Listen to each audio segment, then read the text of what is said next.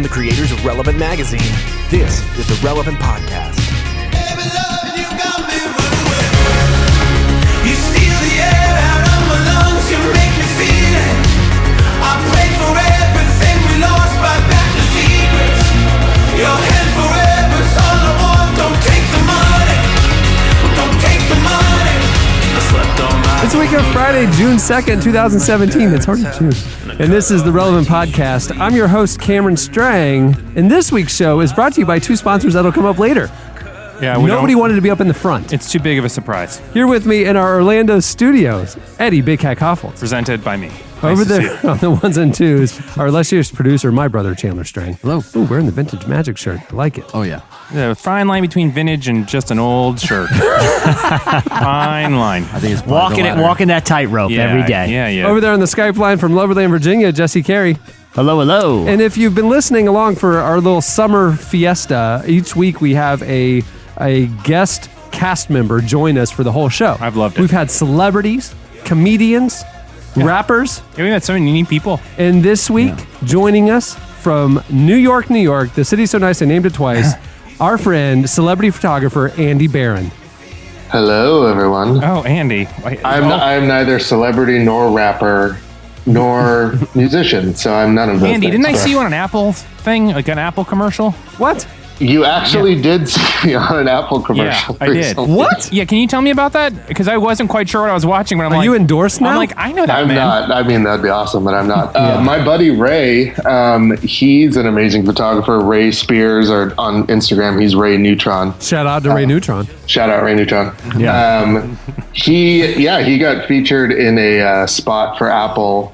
They're doing stuff about like classes that they're having in store, and so they asked him if it was like some of his friends wanted to be in it, and I was like, yeah, I'll go help out my buddy Ray and go sit and be in an Apple commercial. So it was like a Saturday. I just went and wandered around Brooklyn, probably things I would have done anyway. Let me ask you about that. So on your days off, because you travel, you're on the road with Chris Stapleton, a lot of artists, Foster the People, and others.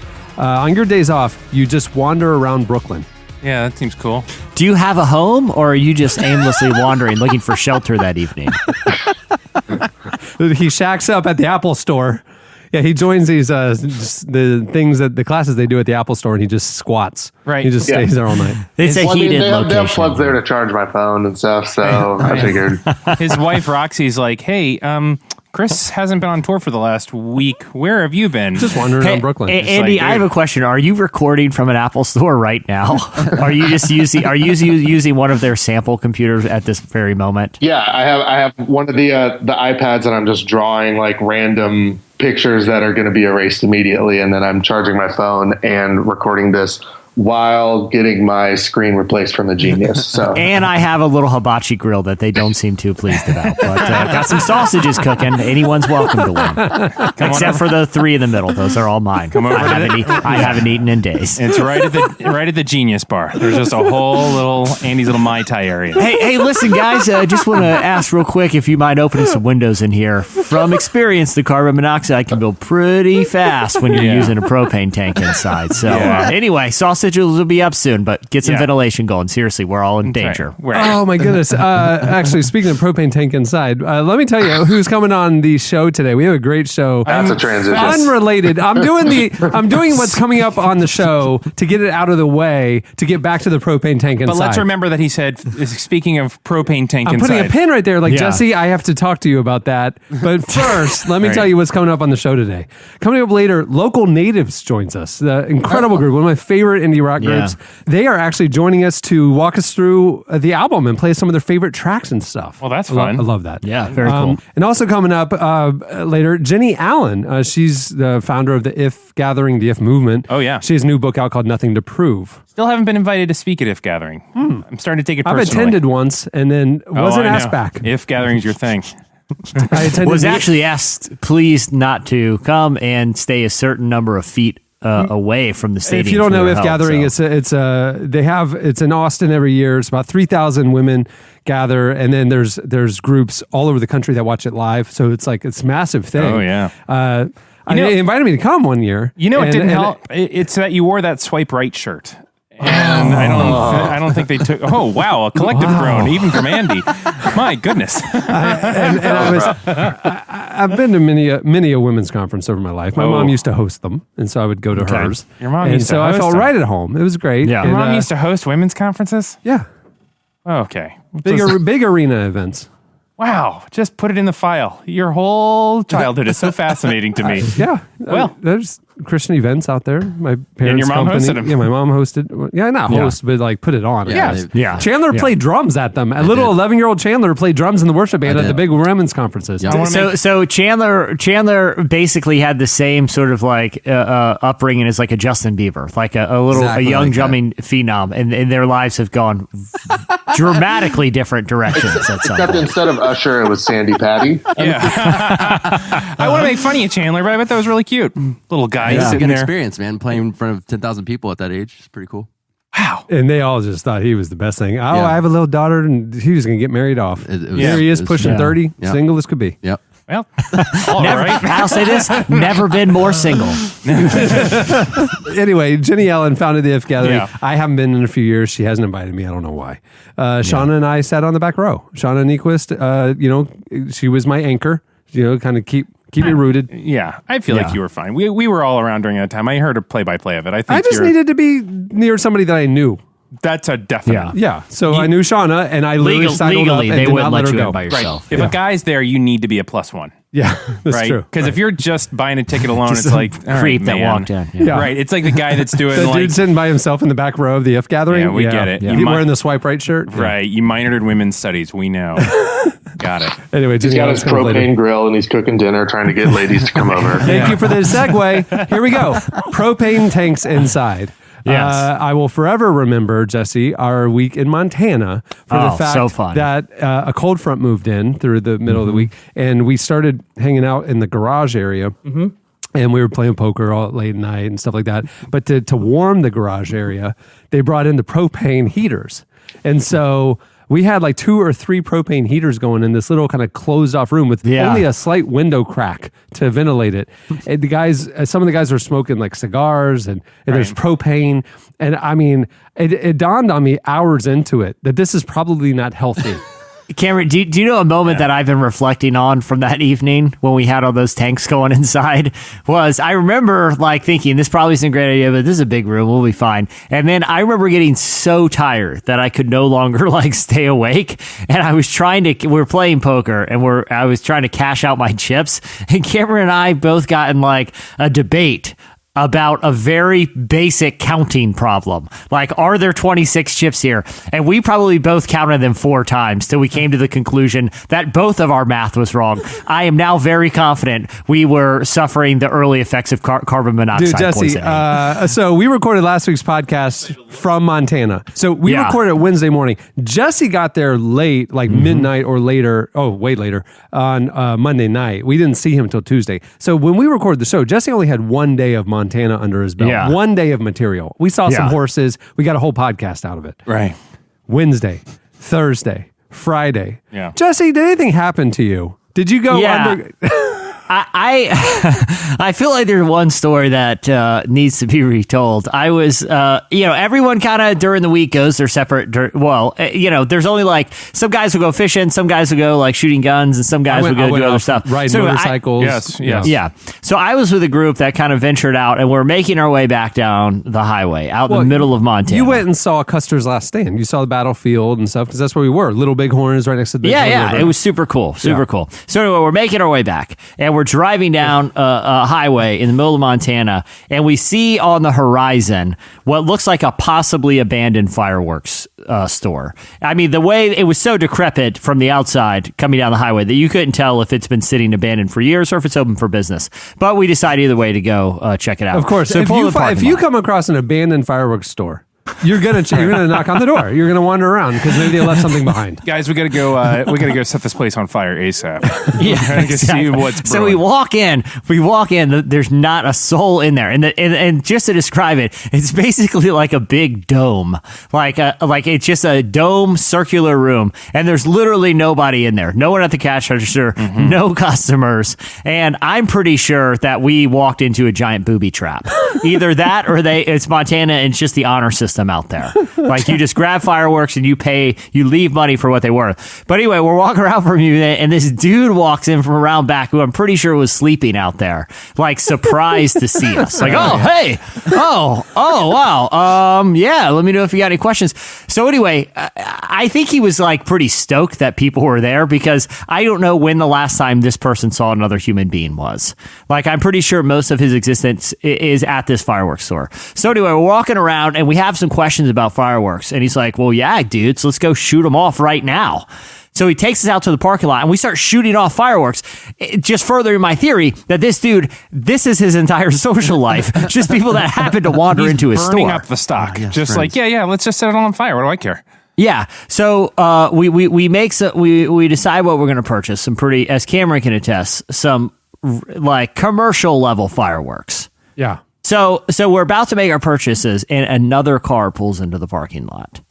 And it's this dude who looks like almost like a caveman. He looks insane.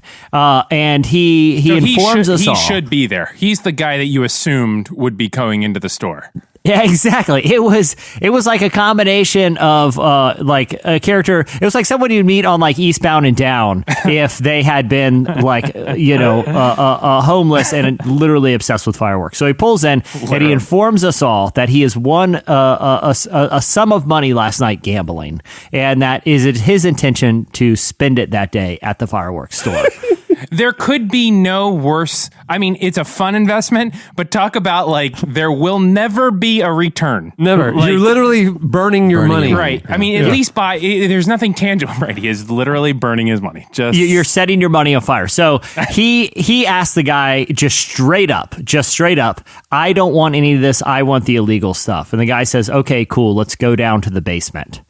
And he's so, like, I am a police officer. No problem. Come on down to the basement. So we see like this weird kind of like dark stairwell around the corner. And the guys I'm with Prop, I'm with a couple other dudes, and they're like, hey, let's just follow him. Let's just go down there. I am surprised that Prop is allowing this to happen. I would feel like Prop's spidey sense would have said like, hey. You guys are dumb. I'm actually not that dumb. So let's turn back. While we are walking down the stairs, one of the guys says, like whispers, he's like, we may never come out of this basement. like we're all expecting like a big steel door just to slam behind us. But we go down there and there is an arsenal of explosives. A lot of it looks like homemade. So the guy wants to do some more tests, and he's like, you guys want to see some of the illegal stuff? That's not a question you say no to. We're in too deep at this point. If he said, hey, you guys want to go see the bodies, at that point, you don't have, no is not an option. Yeah. You know what I mean? See the bodies. I'm taking you to see the bodies no one's going to find you out there. No one's going to hear you scream. Okay? You are in for whatever they got in store. Yeah. So we go out, and he's basically, this is not a joke, he's basically throwing concussion grenades into the parking lot. Oh my goodness. Like literally, like the first one that went off, it like pushed us back into the wall. Oh no. Wow. So the guy is like getting visibly excited, like a serial killer would, like in like a horror movie, like seeing it. The guy that came in to buy, like to like a concerning degree, like he was getting like psychopathic, like his eyes were getting wide, like he had to own all. What did these. he look like? What did he look like? Yeah. He was wearing like an old ragged Metallica shirt, which was pretty awesome. So, like but it wasn't wearing it ironically. It looked like he found it. It looked like he was lying in a gutter somewhere and he picked it up because I'm pretty sure most of his life is shirtless. He didn't look like. He was going shopping. He was going shopping today, so he had to find a shirt. Yeah, he had to find it. It was a shirt day for him. The other thing is, I don't know how to say this nicely, but he didn't look like he concerned all that much about hygiene or taking care of his body in any kind of fitness way. Well, same could be said for you.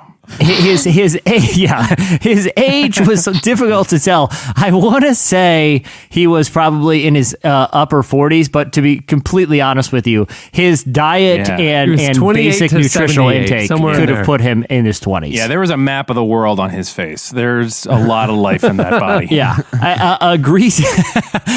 Okay, imagine a pirate that has eaten nothing but Carl's Jr. for like 3 years. That's what he looked like. That was strangely perfect. Did he have like slick back long hair? Did he have a mullet? Dude, you're nailing it. He had Oh, he slick had back, to. dark hair, like scraggly face. Like, imagine a pirate that believed that to fight off scurvy, he needed to eat Carl's Jr. for every single meal. That's the guy. He's the guy. He's the cartoon, the comic book guy from The Simpsons. Yeah, there you go. Yeah. Yeah, combine him with a pirate, you know? Okay. But do you think that this guy's dad, when he retired from Pfizer and left him a gigantic trust fund, knew that his kid would be blowing off $1,000 worth of fireworks in the parking lot with a podcaster and a rapper? Do you feel like that was his dream? Like, this is the culmination. Right, Well, I was thinking a lot too, like my life, both of our lives have intersected, and for some reason we both found ourselves in this moment where we're standing out here with a guy who woke up in the back of a fireworks store,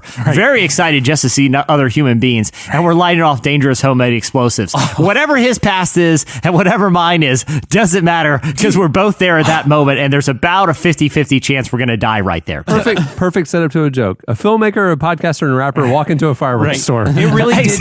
It did take the totality of all of human history to make that moment happen. Yeah. Like Well, that's the other thing. The other dudes that were there, I'm just going to say their names. They're not going to care. Was the guy, was someone who, or I'll tell you what they do at least. One of them is a film producer who works at a very prestigious university at a very high profile job. The other one is a very well known movie marketer. The other one is a designer for Under Armour. Like, so if we all die there, this is the weirdest culmination of human beings to die in a firework accident ever. That's right. And the thing is, no one would find our bodies for at least a week. Right. I can guarantee you that. They wouldn't even know where to look. All they do is, hey, they were driving back from the Little Bighorn Museum and never seen again. That's all people will know. I don't know, because again, the place looked abandoned. I'm pretty sure, like, no one is. I don't think law enforcement. I think they know better to go into this place. Jesse, I'll just tell you this. Knowing you, and I'm sure the search party would involve us. We would retrace your steps. We would go to Little Bighorn Museum and we would take the path back toward the lodge. Yeah. And I would see the abandoned fireworks store and I would go, they're there. The police officer would go, no, they didn't go there. No, it's been closed for years. Trust me. I told you. They're there. You have to think crazy. Yeah. You have to think dangerous. No regard for your family. No regard for anything. Go to the empty store. Go to the empty fireworks store. Go to the abandoned Is there a back and entrance? the police officer's like, listen, no deputies going near that place. You boys are on your own, and there's a good chance it's booby trapped, and you guys are going to die too. So I'm glad this didn't happen. He would never go down the dark stairwell. Go down the dark stairwell. He absolutely went down there. There's rappers from Jolly Ranchers the whole way down. Jesse Carey has been there. This just sounds like an adult Goonies remake sequel. That's exactly what it is. A perfectly diverse and always group going on quite an adventure together. So you're in the park. All the kids took the money that they got from when they were kids and found the original treasure, have lived these crazy lives. They're now movie producers and rappers and all this stuff, and they come back together for one last hoorah in Montana. In Montana, they find an abandoned fireworks store. Well, one of them is getting married. This is kind of like the Hangover, kind of last hurrah for the boys. Exactly. Right. Get the band back together. Yeah, exactly. And also Jesse. So I mean, fortunately, after setting off those concussion grenades, we felt like it was safe to be on our way. That is until the pirate Carl's Jr. guy really felt like it was the right time to start regaling us in his stories. Yes. He's been telling us what happens. He went on. I mean, I'm going to condense a little bit of this so you can use your imaginations, because most of it's illegal and not appropriate for me to say on the internet. But he puts these grenades that he's buying into refrigerators and microwaves and old dilapidated vehicles just to see what they do. Like, he's blowing up appliances out there, and he was showing us techniques that he uses to throw them over his landlord's home in the middle of the night to wake him up. No way. Wow. Yeah, and so Anyway, the guy leaves. The guy finally leaves after all these stories. And all of us at this point are legitimately scared that at any moment that psychopath is going to light off one of those in the store and just go down in the blaze of glory that I know he one day will. And the guy who woke up in the fireworks store, he goes after the guy leave. This is a man Not who the I manager saw. or the employee, the guy who woke up in the fireworks store. Yeah, who I don't know what his relationship with the store is. I'm assuming he's an employee, but I don't know if he fell asleep back there.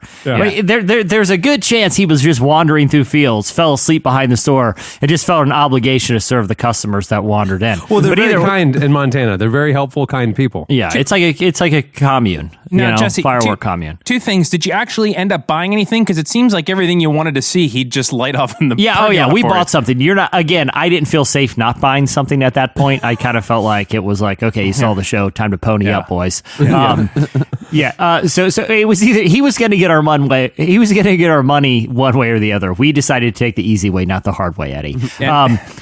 So we're about to leave. The pirate dude drives off in his truck, and the guy working at the fireworks store looks at us. He goes, "Guys, I'm a pretty crazy dude." But he was like motioning the hand motions of that guy. That guy said that he would like hold grenades in both hands and throw them a certain way. He's like, I'm not that crazy. That guy's going to die. And I was like, all right, well, have fun. Thanks for the fireworks. See you guys later. I'm never going to report any of this. So anyway, it was quite an adventure. We got some sweet fireworks out of the deal, though. Cameron can attest to that. Yeah, I know. The last night we were there, it was like I was in town. I was in Fort Smith at night, and I was coming back toward the lodge and could see this Disney From a town away. Yeah, this fireworks display in the middle of nowhere, Montana, and I'm like, that's Jesse. That's what's going on. I didn't even know they went to the fireworks store. I just knew that was Jesse. And sure enough, it was. There's going to be a PS to this story when Jesse is just sitting in front of his computer, clicking through CNN in like 5 years, and it's like 2 Montana men die in grenade battle. Jesse's like, I got to call the FBI. I got a whole story. I know too much. I know too much. There's a story I never told. I got to call him. Out of Jesse playing with explosive stuff, I'm actually the one who almost died in Montana. Really? Literally almost died a couple times. Oh yeah, It was- the motorcycle trip. Yeah, it was. We rented motorcycles in Billings on Wednesday. They were nice. It's like an hour and a half away. Yeah. So the ride back was epic, and on Wednesday it was beautiful. It was 80s, sunny. It's fairly flat out there, isn't it? Well, I mean, it's rolling hills and there's mountains. I mean, it's Yeah. a reservation area though, but it's more the open plains and kind of where the hills and the buffalo play, that kind of thing, where it's like you kind of that rolling. And so it was just epic. It was just, Pretty. 360-degree views. It was Yeah. amazing. And then on Thursday, we wake up and then we had to return the bikes back in Billings by about 2:00.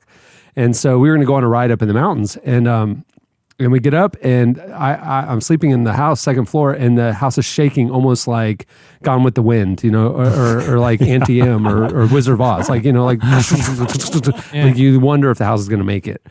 And what had happened is a cold front was coming in. And so it was 80 all week. And then it was in the 50s on Thursday and in the 40s. And so when a front moves into Montana, it moves in violently and fast. And the wind was insane, like 50, 60, 80 mile an hour gusts of wind. Wow. And we're trying to wait it out. And around noon, it's like we had to return the bikes by 2. It's an hour and a half out. We got to go. And so we bundled up. And it's frigid. We bundled up and we got to go. And the speed limits in Montana, as Jesse told you last week on the podcast, are 80, even on the 2-lane roads and stuff out there. And so cars are wanting to go 80. And we're riding, and so you're going, and I'm on a Harley, which it's first time riding a Harley, and first time I've been on these roads, and I'm riding, and side crosswinds 60, 80 miles an hour are pummeling us. Wow. That's And then all of a sudden, so we're going as best we can. Wind is pushing us into the other lanes and stuff is really awful. And then it started raining, and then the road that's no got joke. incredibly slick, and then the wind is pushing us. And then we had to stop a number of times. We had to go as slow as we could without causing a real problem on the road. Yeah. So we're going like 60 or 70. And then we got on the interstate. We had to go on the interstate 45 minutes. And it was Yikes. the same thing. And I'm telling you, it was That's like legit dangerous. yeah. There were a number of times we were praying serious. I mean, like it was bad. Yeah. It took us like 3.5 hours to go back. It was really, really crazy. bad. And then when we get to Billings around 3:30, 4 o'clock, the sky opens up and it's so beautiful, and it turns into beautiful weather. Right. And that's when you want to do it. And then I'm telling the guy at the dealer, like, why we were 2 hours late. Yeah. And he's looking up at the sky like, you're liar. You know, like, I'm like, you don't understand. You know, like, I'm drenched. Yeah. We're like frostbitten Yeah. almost, Yeah. you know. It was awful. I really, really regretted. I mean, it was a really horrible situation. Oh, bummer. I'm really glad I made it. I know, like, we got back later and, like, we're all goofing around, like, we had just gone, like, shooting guns, and, like I said, we're, like, throwing the football. Like, it could not be more leisurely of a day. And Cameron literally is still pale as a ghost, like, 2 hours later, telling about how his life flashed before his eyes for 3 consecutive hours. Like, just straight adrenaline for all afternoon. My hands were like claw, because you're like literally like white knuckle holding on. Yeah. Just trying not to fly off the bike, Yeah. because you're getting pushed. Your body is getting pummeled by wind that's trying to push you off the motorcycle. Right. It was unbelievable. I mean, that's scary enough in a car. I can't even imagine. With, Right. Oh yeah, the cars were getting yeah. pushed into Yeah. us Yeah, because the that's cars wild. are getting swiped by the wind. Right. That's like real. Meanwhile, real I'm adventure. super chilled out. In all honesty, guys, I still had a little buzz going from the leftover carbon monoxide fumes from the propane heater I was sitting by. So, Right. I mean, I was pretty mellow at that point. Jesse's just rocking on the front porch, juggling grenades, and just waiting for you to get back. Hey, check this out. Yeah. Hey, listen, anybody got an old microwave? Heard a cool trick. Yeah. But we did, what was it, Thursday night? We went skeet shooting out the back. Yeah. There's a Oh, cliff yeah. like off the back porch, and we were shooting skeet and whatever. Then we ran out of skeet, and they started, they threw a soda can, and Yeah. I that's exploded the fun. soda can. And it was like a fireworks, my own little fireworks When show. the house was shaking, were the people who owned the house nervous? No, they said we asked, like, are we Yeah. safe? And he goes, oh, yeah, the house is okay. I mean, we've lost the roof a couple times. Oh, come on. This is just part of it. Yeah. That same night, I'm staying in a like this bungalow style cabin with prop, and I Buffalo, wake New up York? early. What's that? Did you say buffalo style cabin? Bungalow. Oh, I think you said Bungalow. buffalo. All So right. I was Yeah, like it's in the shaped like a house- giant I was in the house lodge. Prop and I gutted a buffalo and slept in there the whole week. It was a giant buffalo. I mean, we were Like Empire quite cozy. Strikes Back yeah. style, where Yeah. you just cut it open and go inside. Yeah, Right, Andy. open it up, prop up the tauntaun, and crawl in prop. Exactly. You spoon. Yeah. Yeah. I mean, my sleeping bag was buffalo innards. Real cozy, guys. Not a portion of this animal will go to waste. I'll make sure of that. Here's the pillow. This is the sheets. Yeah. Yeah. Here, this long is the pillow. Yeah. A buffalo prop and I poached illegally. No, anyway, but we're staying in like this bungalow like cabin, and I woke up like 6:30 in the morning, and the door is wide open to the cabin. way. I swear, it's wide open, and like cold wind is blowing in. I'm like, man, my prop is up early. I thought he was like sitting out on the porch, like on the phone or something. And so I go back to sleep, and I wake up like an hour later. The door's still open, and I'm like, man, this is so weird. Why would he just leave the door open? He knows I'm in here. I look, prop is fast asleep. Either one of two things happened, and I'm pretty confident it's not the wind. Either the wind was so strong that it turned a doorknob and blew the door open, or Prop and I were visited that night. Oh yeah, there's just like a single grenade sitting in the door. Like in the door. I think we were followed home, and I think that guy slept in the room with us. Oh, that night. absolutely. There's I'm just not sure he didn't follow us back to Virginia right now. no. There's a strange old Montana microwave sitting outside the door. Oh, no. Wait, now, Jesse, don't you have your crazy neighbor that you don't know where he went to or something? Oh, Joe. Yeah, Joe the neighbor. I mean, is it possible that he's kind of assumed another life, like a No, this is witness his brother. protection program situation? It's his brother Jim. Yeah, and Andy, to your point, you can't prove it's not him. Yeah, you that's- know, like we don't have evidence either way, and I go with your theory. Yeah. No, Andy, it's not possible that he is off the grid, living a secret, an alternative identity for reasons that will remain unclear to most people. It's absolutely certain that's what happened. The question is, did he relocate to Montana? Yeah. That's a fine question. Or is he just another guy sleeping behind that fireworks stand? Again, equally as plausible. You just happened to be there on the off day. So I was at the main house, where we all had dinners and things like that. And then there was a series of basically hotel rooms as individual standalone cabins, but it's just a hotel room basically, a little 2-person bunk. What was it like sharing a room with Prop? It was very pleasant. I will say, like, Prop is like super into artisan coffee. Like, he's grinding his own beans. He's using like weird machines that I don't know how to pronounce, and I don't know what they do. He travels with his own like Chemex setup, and he does a hand grinder. I've heard this and respect this. Yeah.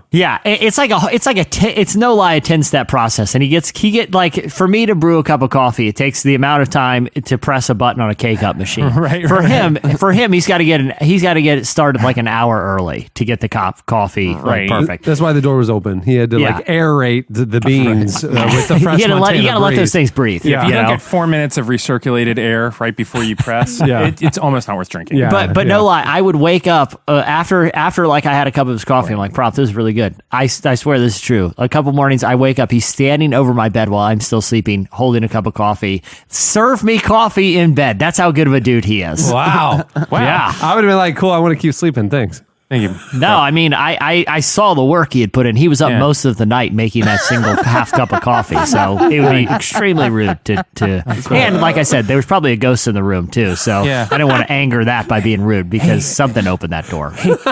Hey, Prop, thanks so much. It is 4 a.m. Do you think maybe we could take a rain check on that? Or, I don't know. If you get the other pot going now, I think it'll be ready by 8:30. That's a better time. I'm going to try to make it till 8 at least, local time.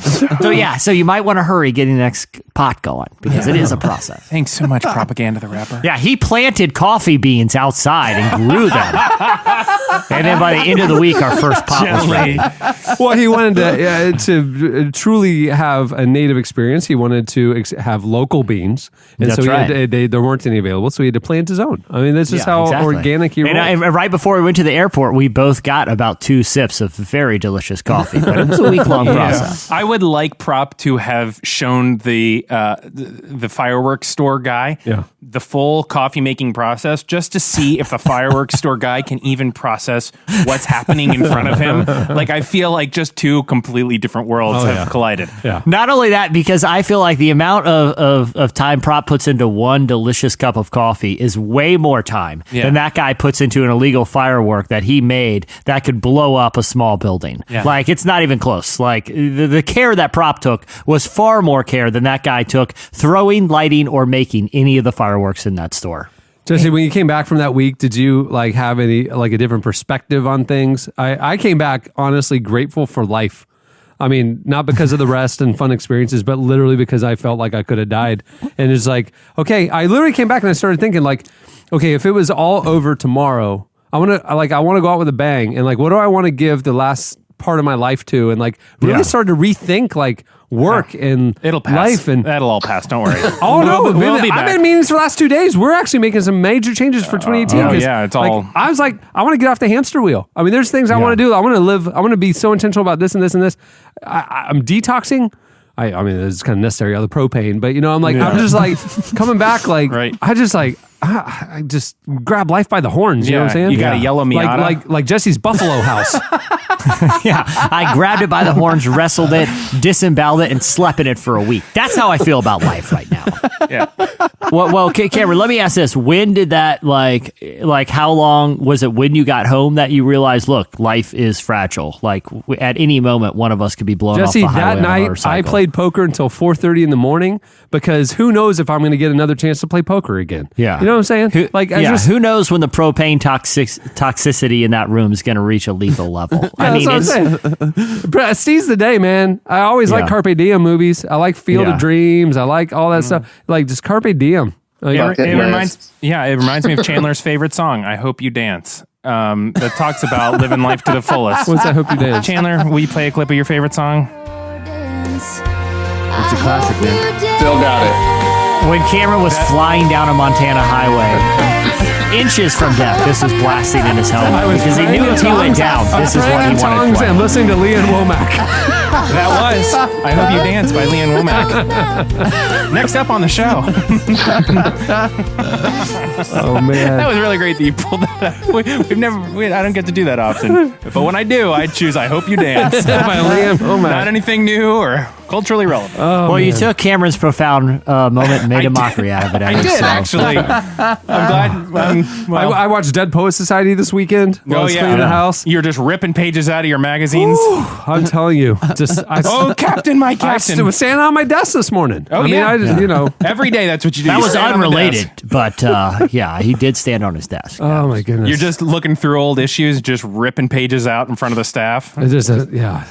Disregard this. I don't know what this was. Well, I'm glad you're not dead. That's an actual statement. Honestly, we're glad you made it. Jokes aside, glad you're here. Thanks.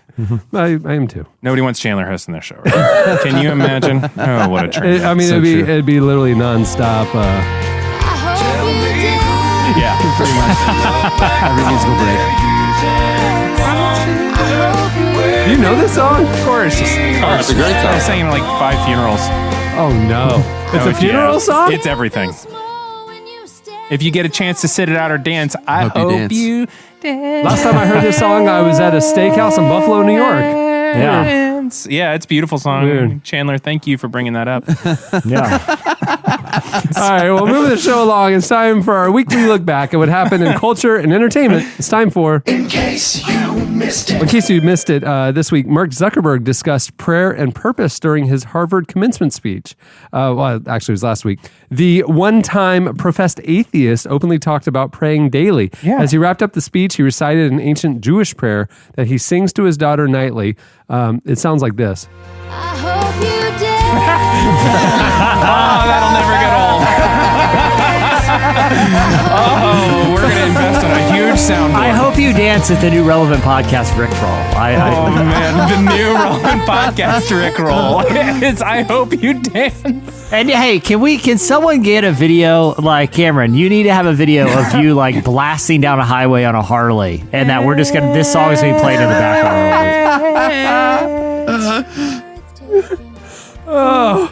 Tears are streaming down my face as I'm singing. An occasional gust of wind like wildly blows you almost off the road. Man, so beautiful. Oh my goodness.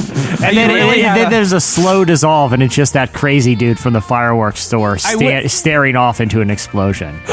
I will say that it's the crazy dude from the fireworks store shaking his fist violently at his landlord off on the unseen horizon. Right, and he's the one playing like acoustic guitar and singing like backup vocals. You're like, wow.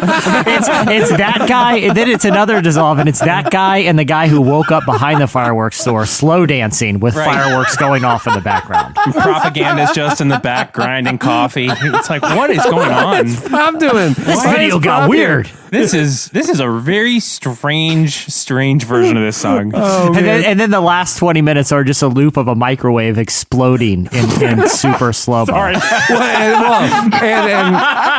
I got pushed off the interstate over the hill. As I'm cresting over the hill, you see me way in the background, just getting pushed off the edge of the highway, just flying off a cliff on a motorcycle. Slight explosion as well. Yeah. You know? My goodness. Anyway, here's a clip of the prayer. So before you walk out those gates one last time, and as we sit here in front of Memorial Church, I'm reminded of a prayer, Misha Berach, that I say whenever I face a big challenge, that I sing to my daughter, thinking of her future when I tuck her in at night. And it goes, may the source of strength, who's blessed the ones before us, help us find the courage to make our lives a blessing. I hope you find the courage to make your life a blessing. Congratulations, class of 2017. Good luck out there. Wow. That is inspiring. Oh, man. I feel like that's going to be the next internet thing. You know, there's that thing where they put the Titanic theme song behind anything and it sounds... Yeah. It makes it 10 times better. This needs to be the next one, this song. Yeah, absolutely. Earlier in the speech, he told the graduates, I'm here to tell you that finding your purpose isn't enough. You know what it needs? I'm here to tell you that finding your purpose isn't enough. The challenge for our generation is to create a world where everyone has a sense of purpose. When our parents graduated, that sense of purpose reliably came from your job, your church, your community. But today, technology and automation are eliminating many jobs. Membership in a lot of communities is declining. Many people feel disconnected and depressed and are trying to fill a void. To keep our society moving forward, we have a generational challenge to not only create new jobs, but create a renewed sense of purpose. Now turn it up. Leon Womack is the best. That's the pirate guy singing that. Oh, man. Whenever one door closes. Come on, you don't know the lyrics. Oh, my goodness. Hey, in case you missed it, Ariana Grande is going to return to Manchester for a massive benefit concert and is bringing some high-profile friends with her. Yeah. Earlier this week, Coldplay, Pharrell, Justin Bieber, and Katy Perry all announced that they are among the artists. There probably will be more that are going to join Ariana for the One Love Manchester concert next week. It's June 4th. The guy from One Direction who put out an album that's not Harry Styles. Oh, the other guy. Zayn. No, Neil? Niall? Not Neil. Ronnie? Andy, do you know this guy's name? It's Zayn, Harry Styles, and Neil? Really? There's a Niall. Niall. Yeah, he just put out an album and it's like, hey, listen, Harry Styles' album is one of the better albums lately. Why don't you just delay your release by a couple months? But they're like both out there, One Direction it. All proceeds from the show are going to go to the We Love Manchester Emergency Fund in partnership with the British Red Cross and Manchester City Council. You know, earlier in the month, a terrorist suicide bomber killed 23 concert goers and injured more than 100 more following a performance by Ariana Grande. In a statement, she said, "We will not quit or operate in fear. We won't let this divide us. We won't let hate win. Our response to this violence must be to come closer together, to help each other, to love more, to sing louder, and live more kindly and generously than we did before." That's frankly how I've been trying to live since Montana, Jesse. Yeah. Hey, in case you missed it, U2 unveiled a new worshipful version of I Still Haven't Found What I'm Looking For. Hey, Cameron, can we hear a clip of it? Yep. This sounds nothing like the original version, but I gotta tell you, I think it's better.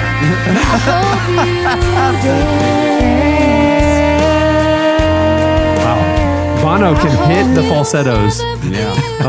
Hey, this is Letterman. He's really been working on his range. This is Letterman-esque the way we're grinding this into the ground. I love it. We don't do it often, but when we do, we certainly take it too far. The band recently stopped by Jimmy Kimmel Live to promote this summer's Joshua Tree Tour and played a surprisingly worshipful rendition of their classic song. At one point in the song, Bono announced, "Take you to church, Selah." Not like that. He said it with an Irish accent. It's hard to do a Bono. And guest singers began worshiping. Here is a clip. Yeah, that's good.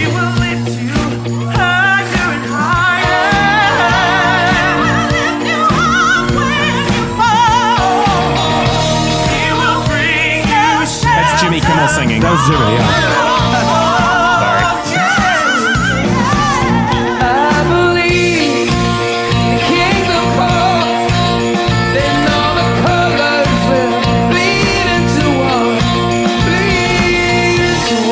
This song still gives me chills. I've heard it 1,000 times, but that new verse is really cool.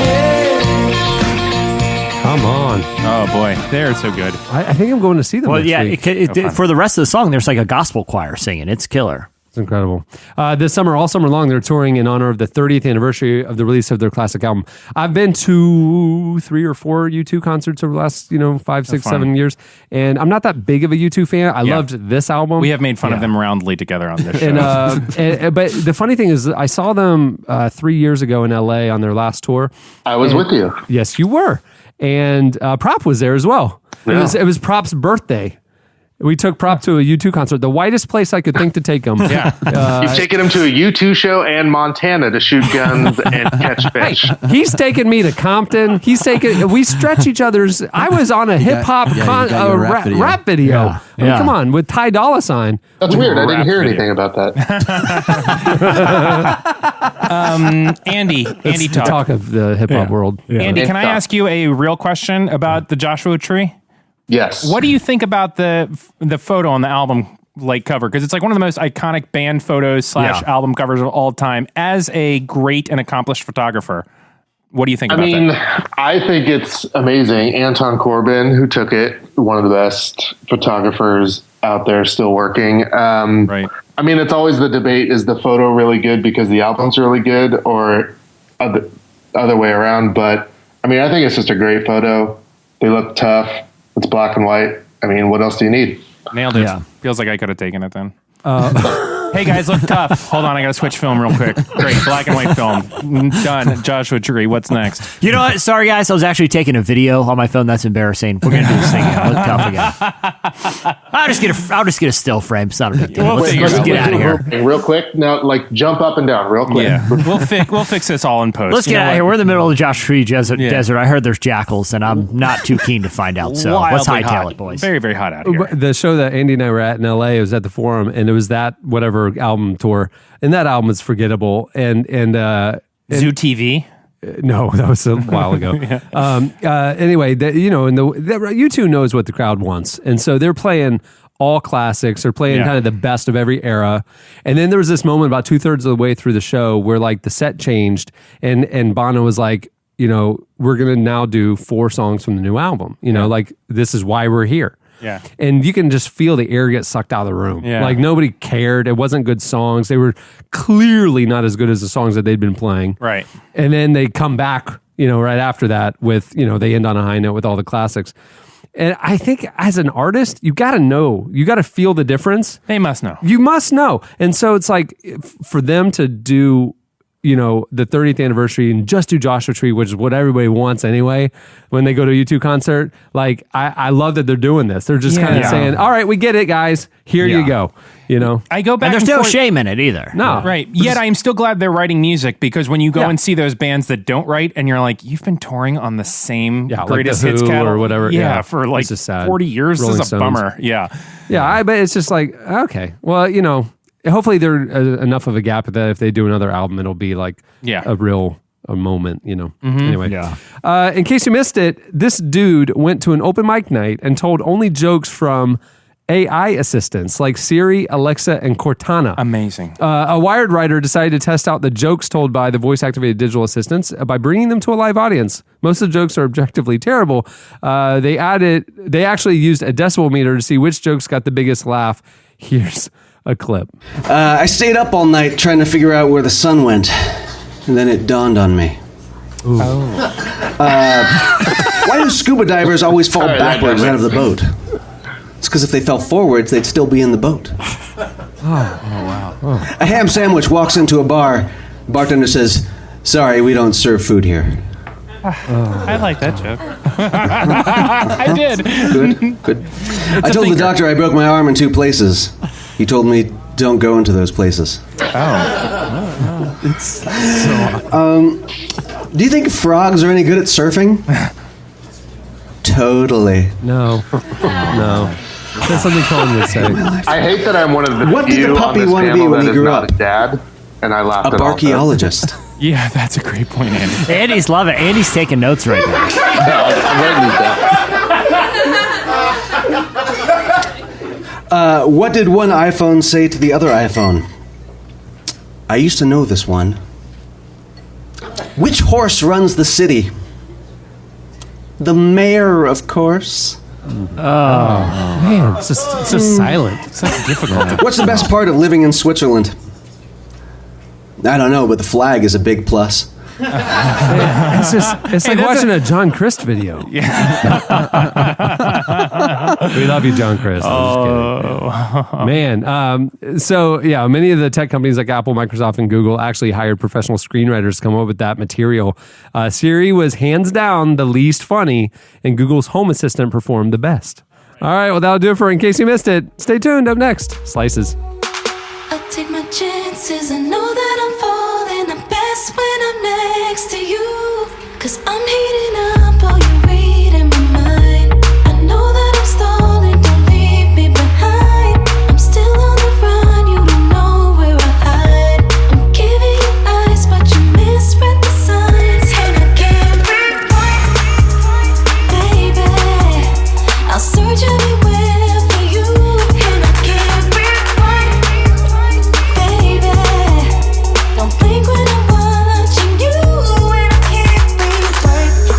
listening to Kalela. The song is Rewind. At the beginning of the podcast, you heard Bleachers with Don't Take the Money. It's what I say to the staff every payday. Just keep it, please. Yeah. Siri Save told me it, that save joke. it. Yeah. Well, this week's Slices segment is brought to you by Squarespace. Whether you need a landing page, a beautiful gallery, a professional blog, or an online store, it's all included with your Squarespace website. Creating a site with Squarespace is a simple, intuitive process. You can add and arrange your content and features with the click of a mouse, and you can design a best-in-class site using their award-winning templates, customizable settings, and more, all without a single plugin. You can even build an amazing store, and they have crazy good commerce tools and customer support. And when you pay for a year of Squarespace, you get a custom domain included for free. It's a great deal. Nice of them. Well, Squarespace has a special offer for Relevant Podcast listeners. You can start your free trial today at squarespace.com and enter offer code RELEVANT to get 10% off your first purchase. I would highly recommend you do it. Yeah. I got to get on ihopeyouDance.gov. Literally today I was in a meeting and we came up with an idea and I was like, you know what, I can just throw that up. I can do a Squarespace site real quick. You know, like it's just like I don't want to bother the web team with this. I'll make something that looks fantastic and I can do it in an evening. It is pretty funny. The stuff that like there's some of it that's like designers that are relevant and there's some of it that's Squarespace and it's a real blurry line. Right. Like you know, which is cool. I know. All right, it's time for Slices. What do you have, Jesse? All right, so the fast food chain Burger King is getting ready to expand operations and build a bunch of new restaurants in Belgium. So in order to promote this new initiative, they have launched an online campaign where people can go and vote of who should really be the king of Belgium, the Burger King mascot or King Philippe, the actual king of Belgium. They have like a little animated thing, and if you go to the website, you can place your vote. And if you vote for the king of Belgium, it basically won't let you actually place the vote. It keeps saying like, "Are you sure?" Like he can't cook fries, he can't cook Whoppers for you. It's kind of a funny little thing to promote. Pretty silly little joke, right? It's not like I wouldn't have thought of it in terms of like social marketing coup. Like, okay, well, I get it. They both have king in it. Yeah, so, again, totally harmless. I mean, you're making fun of a king, of a literal modern king, which in of itself, the fact that a king even exists is still sort of hilarious. Like, they have no actual power. A constitutional monarchy. They can do nothing. They literally do nothing. They just get paid to hang out and be a king. So of course, the crown, the royalty of Belgium had the lamest response ever, and they said that they reached out to Burger King and this is their quote: "We are not happy with them for this campaign." So Belgium now, or Burger King rather, is going to revisit the campaign and deliberate whether they should pull it or because it's offended the king personally. No one in Belgium is offended by this, but the king personally is offended, or whether they're gonna keep going strong. One, they've already done an effective job of promoting these new Burger Kings. Two, do not back down, Burger King. It's ridiculous that kings are still around. This isn't the medieval times, right? Yeah. Like, what is the king going to do? You realize England has a monarchy. Oh yeah, you realize that, right? Queen on Netflix is the best show. I mean, when she dies, England will have a king. I know, and I think it's super lame. Like, these people are born. Okay, it's like having a family that literally just by being born, they have no power, they have no jobs, they just get paid a bunch of money and live in a mansion that the people pay for. Okay, so Jesse, seize the day since we got back from Montana. I've had to catch up on a lot of my DVR reality shows. And I've been watching a lot of TV over the last couple of days, because that's how I want to live my life. And Taco Bell, I think, has doubled down on the fact that we're going to do disgusting food, and you're going to eat it because it's 3 in the morning. Into it. I mean, like, we were driving in the car yesterday, and Cohen looked over at a Taco Bell window display, and he's like, naked chips. And it was like naked chicken chips. And it's like literally triangle pieces of chicken that they're selling as chips. And they have like a fried chicken shell. They're just like disgusting. They don't care. Right. They did it once. I love it. It's like they just put their toes in the water a couple couple of years ago. They're like, who would possibly put 2 shells with beans in the middle of and eat it? And they're like, everyone. I know that their marketing meetings are Mad Libs, and it's like it's just like blank lines, and then they have like a pool of like disgusting ingredients that they're just randomly combining. I love it. So, there's 2 directions that fast food's going. It's kind of like, oh man, sales are down at McDonald's. We got to get a healthier, fresher menu. Millennials want healthier options. We want farm to table. Let's see if we can inject salads and wraps and different things, right? And then Taco Bell is killing it by going the complete other direction. Burger King is languishing in the middle. Right. Yeah. I think they've played their hand about what direction they're going, because while I've been watching my marathons of DVR catching up, there's been a lot of Burger King commercials. Yeah. And it's been playing this song. I don't know if you've seen these commercials. I love this And song. it's the Return of the commercial Mac. is this song, and it's the King singing it, and it's the 90s video of Return of the Mac with Mark Morrison, but the King's head is on the guy, and it goes like this. It's this whole thing, and then they get to the chorus, and he goes, Return of the Mac, and then that other voice goes, and Cheetos. Listen. And he goes, Return of the Mac, and Cheetos. And what it is like these big mozzarella stick looking things, which are Cheeto dust. And when you bite into them, the innards are mac and cheese. Yikes. And they have a whole campaign going on, Return of the Mac and Cheese and Cheetos.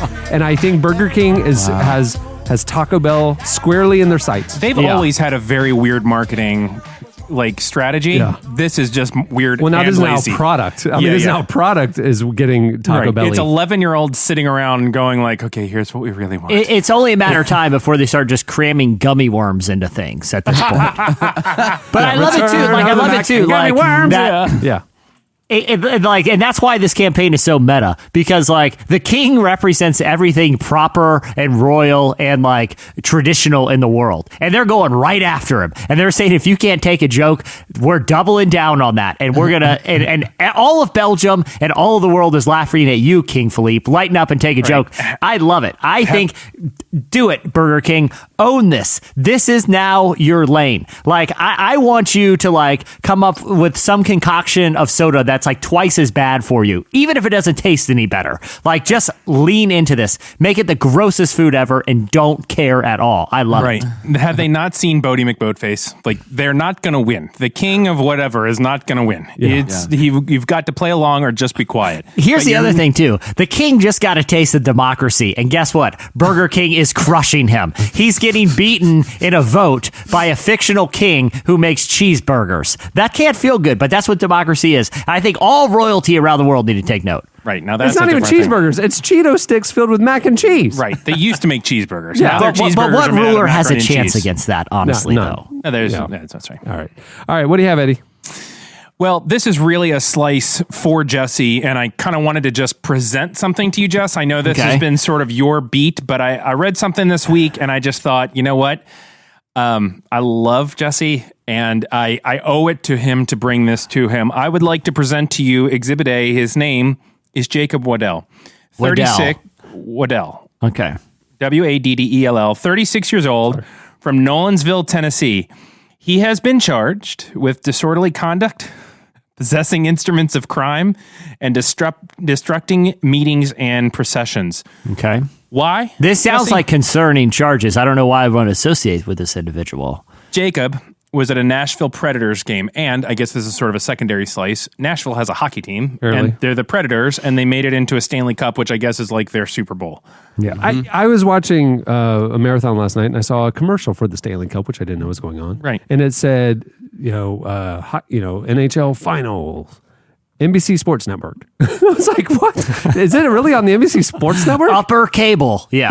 It's like the one you can only get if you have Apple TV. That's what I'm saying. It doesn't exist on cable. Is it on NBC or is it actually relegated to the NBC Sports Network? I think maybe if they go to Game 7, they'll do like a drop-in during 60 Minutes or something. You can only get it if you have like an app, and if it's an Android-only app for certain models. It's very, very difficult to see. But people in Canada are really the 17 people who care about hockey, they do the extra effort to watch it. Yeah. So, Jesse, the reason he was charged with possessing instruments of crime and disrupting meetings was because Waddell, who I submit to you for an outlaw hero, threw a catfish over the glass and into the ice during the second period of the Game 1 of the Stanley Cup.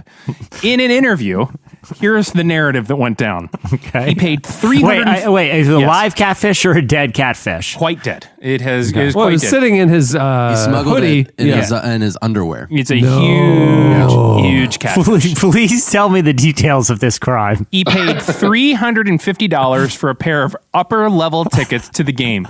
He bought. Wait, hold on. First, I want to, before you go any further, the fact that he bought upper-level tickets, knowing that he was going to throw a catfish onto the ice, he's got a lot of confidence in his arm to throw the catfish. I don't because think I if could he throw was a just racquetball. a few feet short, someone is catching a catfish to the back of the head. I think it's really hard to throw a perfect object into the ice. I mean, it's pretty far. He had to have practiced.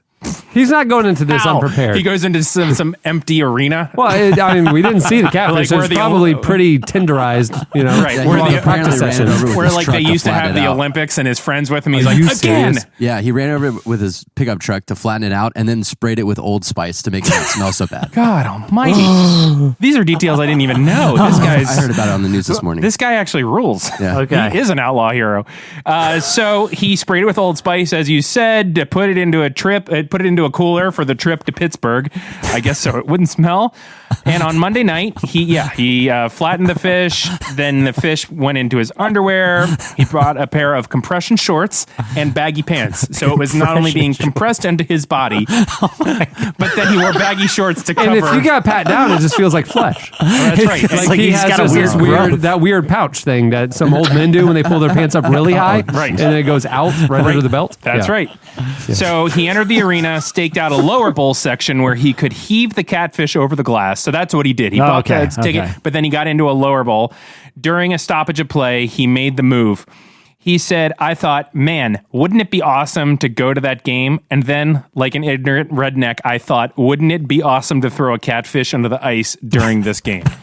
I submit to you, Jesse Carey, this man is an outlaw hero. Yeah, no, but the thing is, like this, this clearly isn't a federal crime because it may, though law enforcement in Pittsburgh or Pennsylvania or whatever may say that throwing a catfish is illegal. In Tennessee, that's a celebrated thing. If you get hit with a catfish and someone throws at you, that's a sign of honor in Tennessee. They don't tip the hat at each other. If you do something nice, you just get live catfish thrown at you. 7 years of good luck right there. It's a Tennessee custom. It's a rite of passage. When boys turn 13, they go through a tunnel of men who throw catfishes at them. I'm just I'm amazed by the amount of work this guy did to unnecessarily. Yeah, because I'm like, man, if I'm hungry, I'll sit down in my sofa and be hungry for a half hour. When that truck rolled over it, when the eyeballs and everything exploded, there's a lot of questions. And that's a lot of just fish guts in your pants. I wonder if it was a gutted fish. It probably was. It was like basically the fillets just still intact. The other thing, too, like I know for a fact that head and eyeballs. Oh yeah, I don't think it was in good shape. I don't think I saw a picture of it. It didn't have the tail, but it was basically everything else, and the head and everything was there. It was just like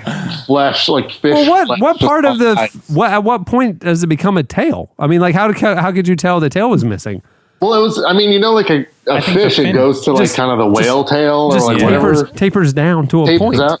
Yeah. But yeah, it just went straight, and it just looked like they just cut it in half just because he couldn't fit it all in his pants. This is outrageous because he's not acting like some kind of criminal. He's acting like a Tennessean. And like I said, I know for a fact that when you any real estate transaction in that state isn't legally completed until both parties slap each other in the face with a big dead catfish and then throw them at an innocent bystander. It's the law. I don't question it, but that's how they operate there. Okay, this is a states' rights issue, is what it is. And Pittsburgh is overstepping. This man is an outlaw hero. We're going to get him on the show. And Cameron, I'd like to congratulate you on your very progressive views on tail fluidity. I think it's really beautiful that you agree that it may still have a tail. It may still have a tail. It may just be a smaller tail. It defines its own tail. That's what I'm saying. Like, how can Andy define what his tail is or what it isn't? Yeah, Andy. Hey, well, okay. Here's my other thing. If we do get this guy an outlaw hero, I mean, it's the only thing you have to do now. Yeah. It's I'm blocking off the calendar. Podcast network's going to fall apart. Everything's going to not happen. You've got to get this guy on the show. But I will say this: like we've done 2 other segments, and I have to have like some kind of true crime thing that I'm sort of parodying. And we did Serial the first year. We did S-Town on the last one. This one has to be a Catfish parody, does it not? It has to be MTV's Catfish. It's a little on the nose, but still pretty good. I'm doing it. I think you should parody Shauna's podcast. It might be a little too soon and very disrespectful, but it would be funny. I think Catfish is too on the nose. You got to go some sort of like Deadliest Catch type thing or something. Oh, there we go. Now we're House talking. of Cards. It's the National Predators. You could just do the music. Catch a Predator. To catch a predator. There you go. Good one. That's very good. Andy, you didn't say a lot, but when you do, it was gold. Yeah. That was helpful. Well, his theme What song were you planning on doing here tonight? Just a little Leon Womack break. Hey, Slices, what do you have, Andy? Well, this week marks the next installment of the Scripps Spelling Bee. So Google just released America's most misspelled words, and the way they did this was they took data from Google from January 1st to April 30th in each state and saw which word they were looking for. How do I spell in this word? And now they've compiled the top misspelled words in every state. Some of them are pretty understandable. Connecticut and West Virginia are supercalifragilisticexpialidocious. Really? So people are Googling how to spell that. But people are Googling how to spell that. That's the number one. How many people in those states actually are going to use that word? Let I was alone going to say, need to know what how scenario arises where you're like, I got to Google, I got to know how to spell it. Not millennial, where is it 2 L's or 1 L? No, not millennial, which is all over the place. No, but okay. The obviously the most holy states are Delaware and Indiana because their most misspelled word was hallelujah. Really? So hallelujah, most spelled word, Delaware. Washington D.C.'s was actually 90, like NINETY, like the number 90, which weird. doesn't make any sense. Weird. But some states like Oregon, it was sense. SENSE is the most misspelled word in Oregon. Well, no, because it was searching for how to spell this. So they were trying to figure out the difference between sense, since, right? S-E or S-I. I would assume so because it's a 5-letter word. Yeah. And Georgia, it was gray. Oh, that. What? Gray. G-R-A-Y, G-R-E-Y. It's a tricky one. Yeah, I guess so. In Georgia, I'm surprised it wasn't Georgia. The worst one of all, Wisconsin. Georgia, the most misspelled word is degree. Hi-oh. Buzzing! Close enough in Wisconsin. The most misspelled word in Wisconsin was Wisconsin. They don't know how to spell their own state. No. But am I wrong, but was one state diarrhea? One state was diarrhea. I have the list right here. What's the state? Because we don't want to drink the water there. Yeah, really. If that many people, they thought they were going to WebMD. And two, here, this is what's baffling to me about people that turn to Google to like figure out how to spell diarrhea. How many times, like what scenario arises where you have to put the word diarrhea in writing and you're not comfortable just getting it close enough? Like you have to, I'm doing a written correspondence and I have to spell diarrhea correctly. Well, they want to go to WebMD and they just want to make sure they're doing the correct search. So they don't trust autocorrect. It's an emergency. I really need the proper spelling here, we do need and to know I don't have state. time. We do need to know what state that is. Yeah, that's Andy. important. That was actually in the 2016 search, but it was Vermont and New Mexico. Both had diarrhea. So I could have called that. I feel like we could sway this. Like if everybody would start searching for Andy Barron in Delaware, I feel like How do you spell Andy Barron? Yeah, if we could get everybody in Delaware, or even if you're just on a trip to Delaware, because I feel like it's a small enough state that you could skew it. Mm-hmm. We're not going to do any damage in Texas. Or just hack the IPs in Delaware. Yeah. I mean that just sounds like great marketing at this point because you're going to show up in all of these stories on Reuters and picked up in all these news sources. I mean, on the Relevant podcast. Yeah. Who is Andy Barron? That's the headline next year is Who is Andy Barron? Not here's the most misspelled And words. how do you spell his name? Yeah, no one's quite sure. Yeah. Hey, you said this is because you brought this up because the script spelling bee is next week. Can anybody here definitively explain to me why the script spelling bee is on ESPN as a sport? No, because ESPN has taken pretty liberal. Because there's sports and there's competitions. Right, competition. And a dance competition is not a. Okay. Here, can I bring a distinction? Because I've actually thought a lot about this. Okay. Because to me, a sport is a game where there is a winner, but it's a game like it's not like a scored judged thing. Yeah. Now I know gymnastics is cheerleading different. and stuff. That's athleticism plus competition, so that belongs on ESPN. No, well, okay. Here's my breakdown. Okay, and again, this is controversial. Shocked that you've thought about this and have a strong opinion. Sports has 3 essential elements that you can't have 2 of the 3. You got to have all 3 to make it a sport. Winner, loser, and sweat. It's not bad. Athleticism. Okay, got it. Some sort of competition. Competition, yeah. So there's a winner. And an objective outcome, not a subjective one where there's judges involved. I know exactly what you're getting at. Because like I feel like some of the ones that are like judged, it's like well, finish the race. Score more points when time expires. Exactly. An objective outcome. All 3 of those. Otherwise, the competition. I'm not saying that some competitions aren't athletic. Some are super athletic. But I don't think there's like sports in the traditional nature. I think that is a fine distinction because I think while I see all the shirts at the mall when I walk by, Claire's boutique that cheerleading is a sport. I think cheerleading is an athletic competition.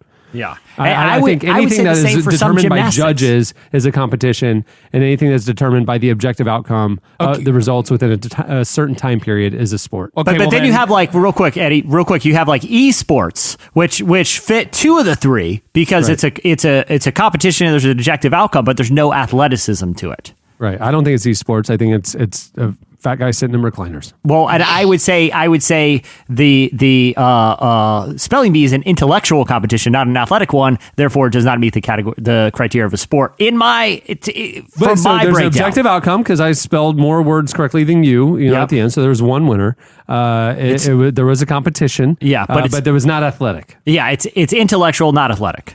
Now, but hold on. So the cheerleading thing, I think there may be. No, if we had 2 cheerleading crews battling it out like those Take It to the Street dance crews. Yes. Now that's a sport. Yeah. But I think that with cheerleading, I'm not sure, but I feel like the judging of cheerleading, though, is a little bit more objective than subjective because the judges are like counting the number of times they did this many flips, they did this kind of routine. Yeah, but here's my thing. Floor real quick. Gymnastics is like, do I like the way you dance? But here's my thing. It's like I would even like when you're watching like a figure skating competition and everyone's looking at the scoreboard because it's not clear what the score is. Therefore, it's an objective outcome. I think if 2 judges score it differently, then it's objective. It's not subjective. So would you take auto racing? Hockey is a sport. No, auto racing. There's one winner. There's a time period. But where's the athleticism? It is a guy sitting in a car. Trust me, the amount of muscular athletic involvement in steering that machine is absolutely athletic. I'm even just talking from almost dying on a motorcycle. Yeah. Okay. Here's where my theory, though, in my own, like I said, I put an insane amount of thought into this, and I don't know why. Like it's never come up. I've just lied away and think about it. Where my thing falls apart is a boxing or MMA competition that is decided by a split decision. Not a technical knockout or a knockout. Because at that point, if 2 judges see the same fight and they score it differently, then therefore the outcome is subjective, not objective. A lot of times it's based off of points like when they do like hit, land certain punches. But 2 judges score it differently. So like it's not an objective outcome. But it could be argued that is not a flaw in the sport, that is a flaw in the implementation of the sport. Yeah. That if they just had one judge or if they removed the judges altogether and waited until somebody finished off the other one, like that's just it's just like the NBA adjusting the rules, season to season. Yeah. Maybe it's just a rules issue that. Well, it would be like in figure skating or some other competition that like for like style, which is something that's like impossible to define. Like if it was just about the amount of tricks or the difficulty of the tricks, there's something subjective. I think it puts it back into the sport, not competition territory. Interesting. And hockey's not a sport just because it's not enjoyable, right? Yeah, unless dead catfish enter the equation, now we're talking. Yeah, obstacles. Yeah, there's a few that just subvert the rules. Yeah. And even though it technically fits Jesse's 3 criteria, we just don't really enjoy So it. that means I don't know that- why I have those 3 criteria, by the way. But that pretty means good. that means that the show Wipeout is a sport. I would agree. It's not an athletic competition. I would agree. Yeah. Yeah, it's a weird not. one, It's not a major but it- sport, but it's a sport. Yeah, it fits those criteria that I like. Obstacle courses, obstacle course champion. Whatever. Basically American Ninja Warrior. American Ninja Warrior is a sport. Right. And I mean, they always have been. What was it? The old labyrinths and stuff. Yeah. I mean, gladiators did that kind of stuff. American Gladiator, a sport. American Gladiators definitely took the words right out of my mouth. Definitely a sport. American Gladiators, number 1 sport in the world.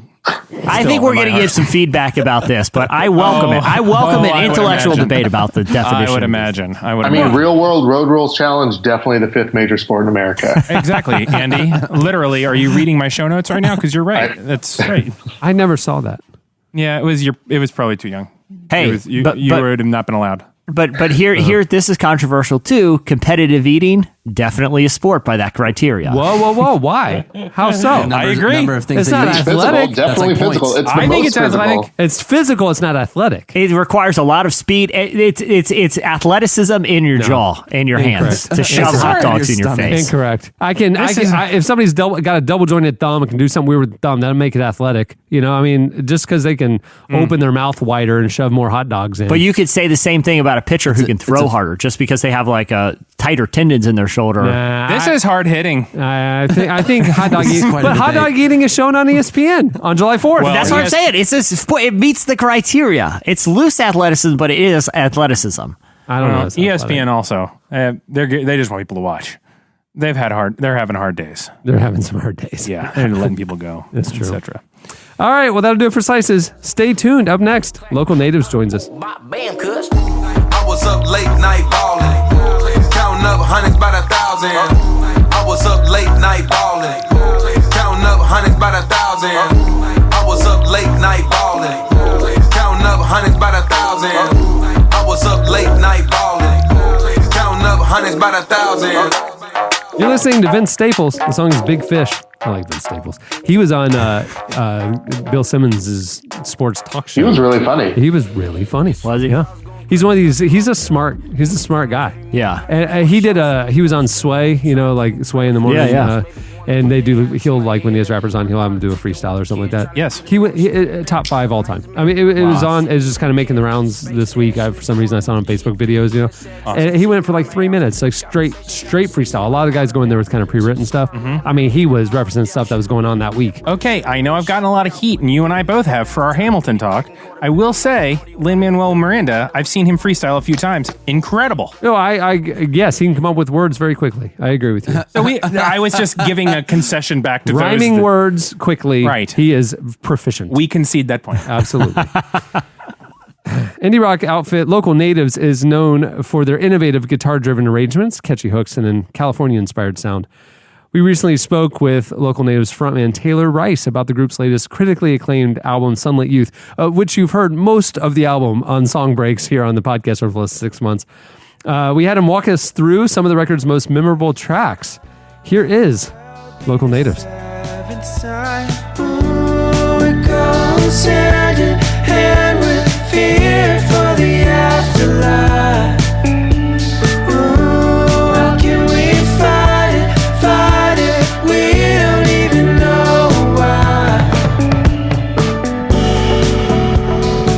In Hummingbird, your last album felt like you guys grew up a little bit in terms of maturing the style, and of course there's some personal stuff that went on with I guess Kelsey's mother passing and things like that going on, and I think that kind of came through in the music from kind of that time up until now with this new release of your new project. What's kind of happened in those intervening years as the band? Obviously, y'all been on tour together, and what forces, I guess, were shaping this new project?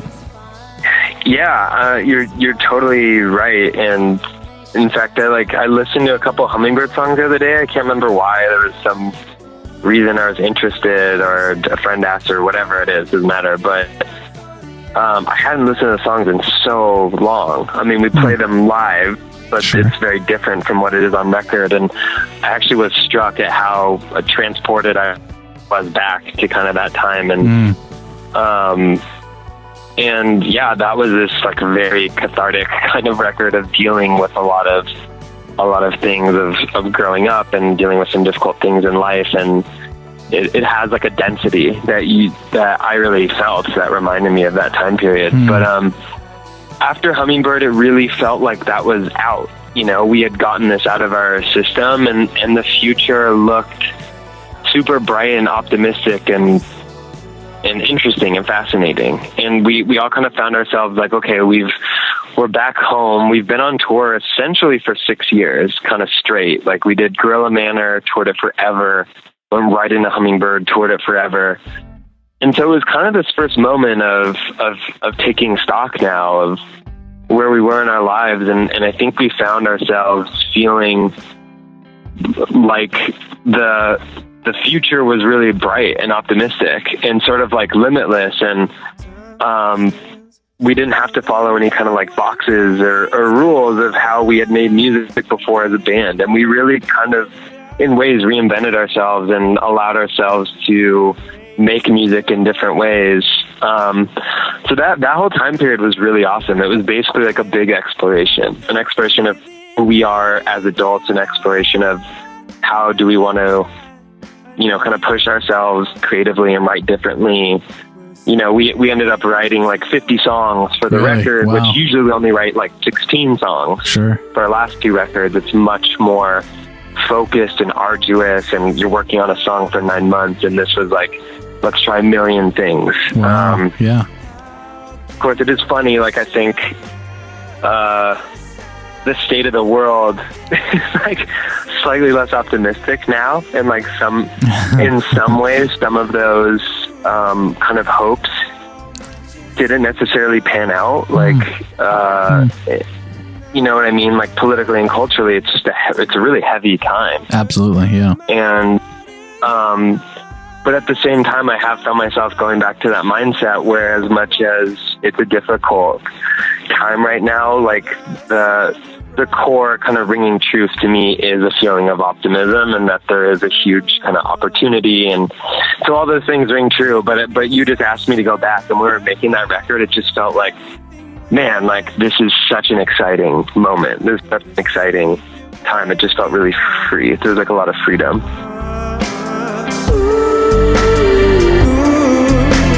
How much is enough?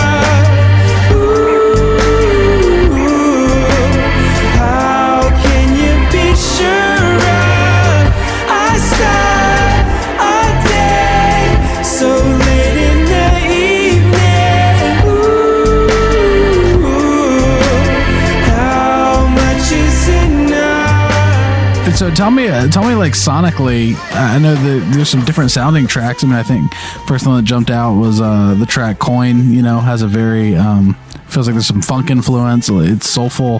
What were you guys trying to do musically different in this project?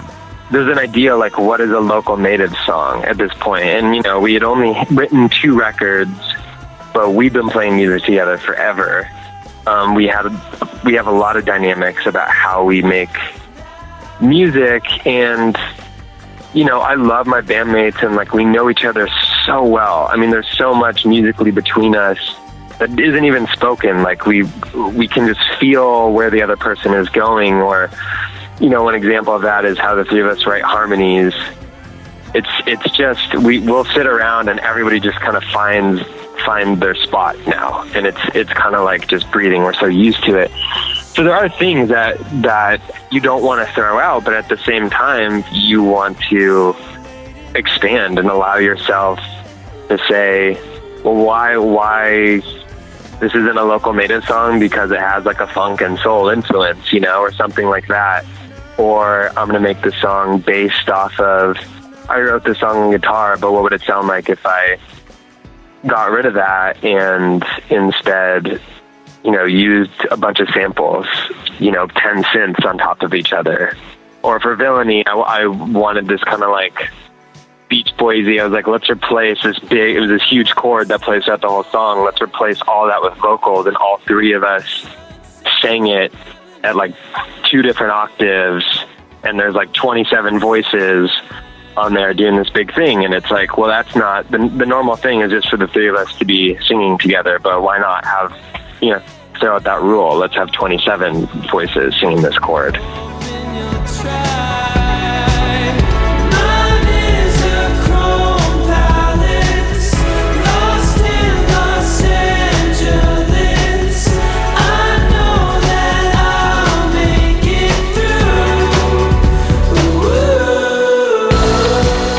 Going the lyrics forward or lyrics first, I guess, approach.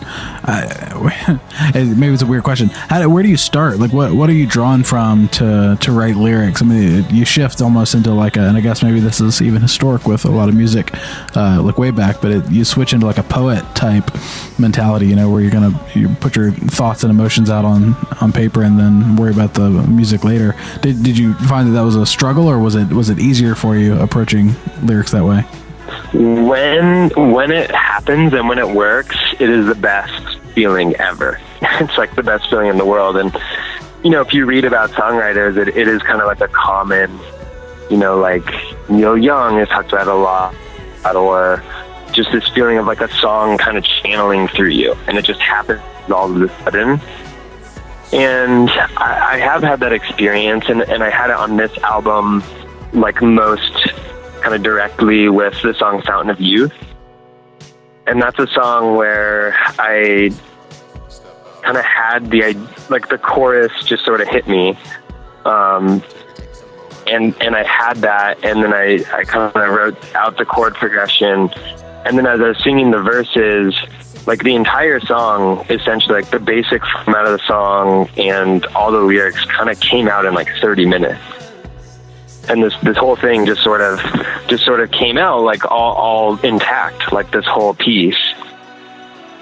And like where it comes from, I think that, there's a lot of things that song Fountain of Youth is about, and it's sort of about these things you've already kind of mentioned, like growing up and like reflecting on your youth and kind of like analyzing your life from this period of now having like a little bit of perspective. You're young and you just have no idea. You're just like living in the world, and then every step you take, you have this perspective going back. And the song Fountain of Youth takes this twist on it where it's like, actually, I think the kind of youthful outlook on life, like this optimism for the world is a thing. Like, why does it have to be this way? Why does it need to be entrenched in one particular way, just because that's how it is? And the questioning of that, I think, is often like the right way. That's always kind of how progress comes, and every generation kind of kicks out the past one, and the old generation it's the same story every time. Like the kids these days, and I don't understand. And it's funny to kind of then like have that perspective and see yourself as you're starting to cross a threshold. But for me, kind of like take a page from it and take joy in it of how important and valuable that kind of youthful perspective is. Like, you should be questioning the way that things are. And there's a lot of power in that, and the optimism of youth.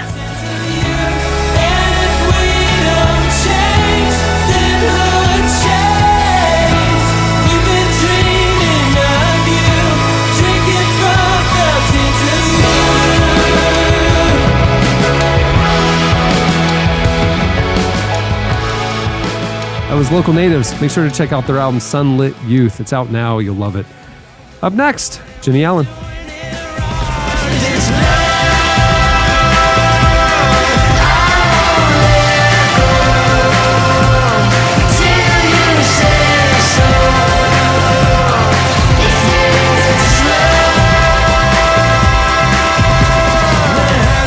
You're listening to Mondo Cosmo. The song is Automatic. This week's feature interview is brought to you by Blue Apron. I've actually ordered Blue Apron before living in New York. It's hard to do groceries and stuff, and it's actually really nice. It's the kind where like everything was all measured out for you and everything. And I'm kind of an idiot in the kitchen, so that worked out very well. Well, there you go. Well, That's like their new slogan. yeah. Don't be an idiot in the kitchen. Yeah, in Blue the Apron. kitchen worked out well. Blue Apron makes incredible home cooking easy and accessible for people even like Andy Yeah. by delivering seasonal recipes with step-by-step instructions and pre-proportioned ingredients right to your door, all for less than $10 a meal. You can even customize your recipes based on your preferences and select a delivery option that's right for you. Plus, there's no weekly commitment, so you only get deliveries when you want them.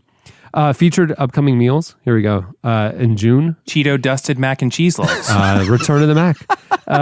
Catfish nuggets. Tenderized catfish nuggets on ice. It's like a sushi thing. It's Yeah. delivers. By the way, Blue Apron, that's just us riffing. We know you do better food than that. Yeah. Case in point. Case in point. Warm smoked trout. Warm smoked trout. Very different than chilled tenderized catfish nuggets. Yes. Warm smoked trout and asparagus salad with fingerling potatoes and garlic croutons. Yes.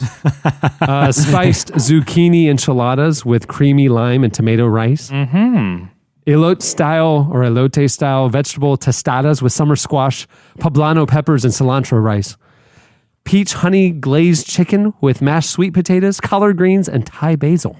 Yes. I mean, come on. That seems delightful. That sounds incredible. Check out this week's menu and get your first 3 meals for free with free shipping by going to blueapron.com/relevant. You love how good it feels and tastes to create incredible home-cooked meals with Blue Apron, so don't wait. That's blueapron.com/relevant. Blue Apron, a better way to cook. Much better.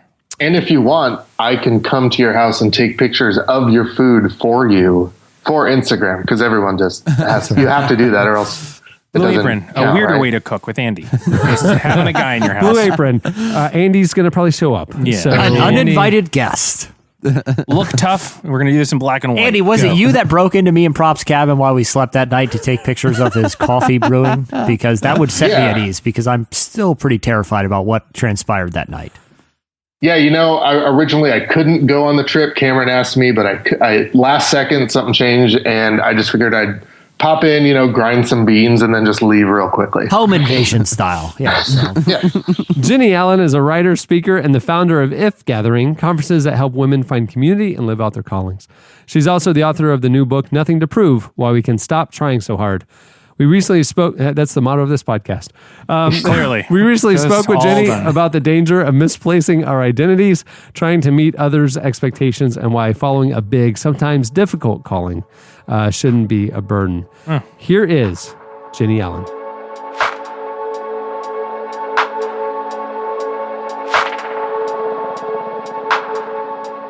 Tell me a little bit about why you decided to write this book. Actually, it's just probably a lifelong journey. This one in particular, I actually started off writing a different book and wrote most of that book, and it was called Numb. And towards the end of it, I called a friend who's a great writing coach, and she just set me down, or actually it was a he, set me down and said, "Okay, I think you're writing the wrong book. I think you've found that there's a symptom here and you're not dealing with the problem."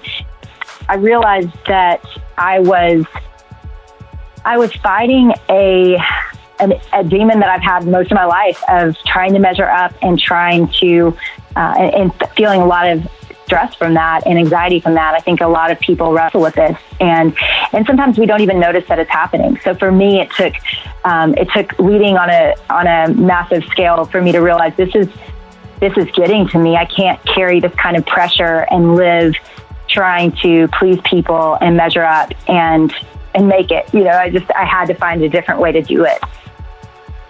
Why do you think so many people, because I feel like this is, something that is really prevalent, that people will have sort of a similar revelation. Why do you think this is something that's so prevalent in our culture right now?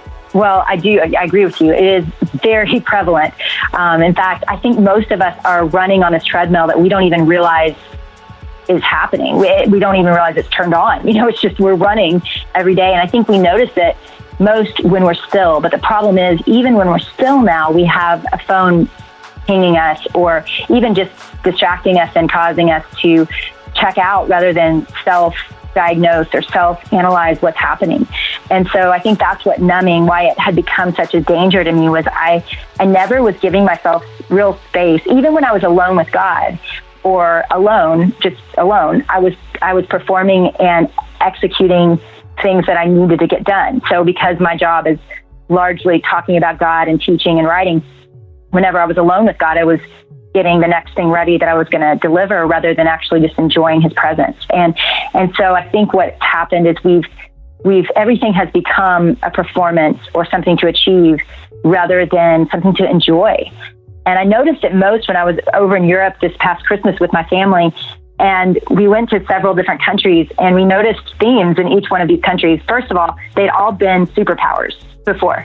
Most, different times in their history, Italy and certainly Great Britain and France had been superpowers somewhere in their history. And what you found was this relaxed environment where they actually built lives that they enjoy rather than lives where they achieved. And so whether it's in Italy, the way that they would eat and enjoy a 3-hour meal with multiple courses with all their family present, or in England, they practice tea time. I mean, there's times in the day where they slow down in the middle of the day when it's supposed to be the busiest, most productive time of the day. Everybody kind of stops and checks out, and they actually serve this in multiple restaurants. And it's almost an extra meal at times for them just to slow down. And so you just notice an ease to their life and an enjoyment of their life that in America we've lost. And it, somebody actually pointed this out that they're like, these countries are like good older men that realize they've already achieved and accomplished everything, and they don't have to keep performing and achieving. And I feel that way. I feel like as Americans and as young people today that we're all trying to prove ourselves, and we're exhausted, and we're actually not enjoying the best parts of life.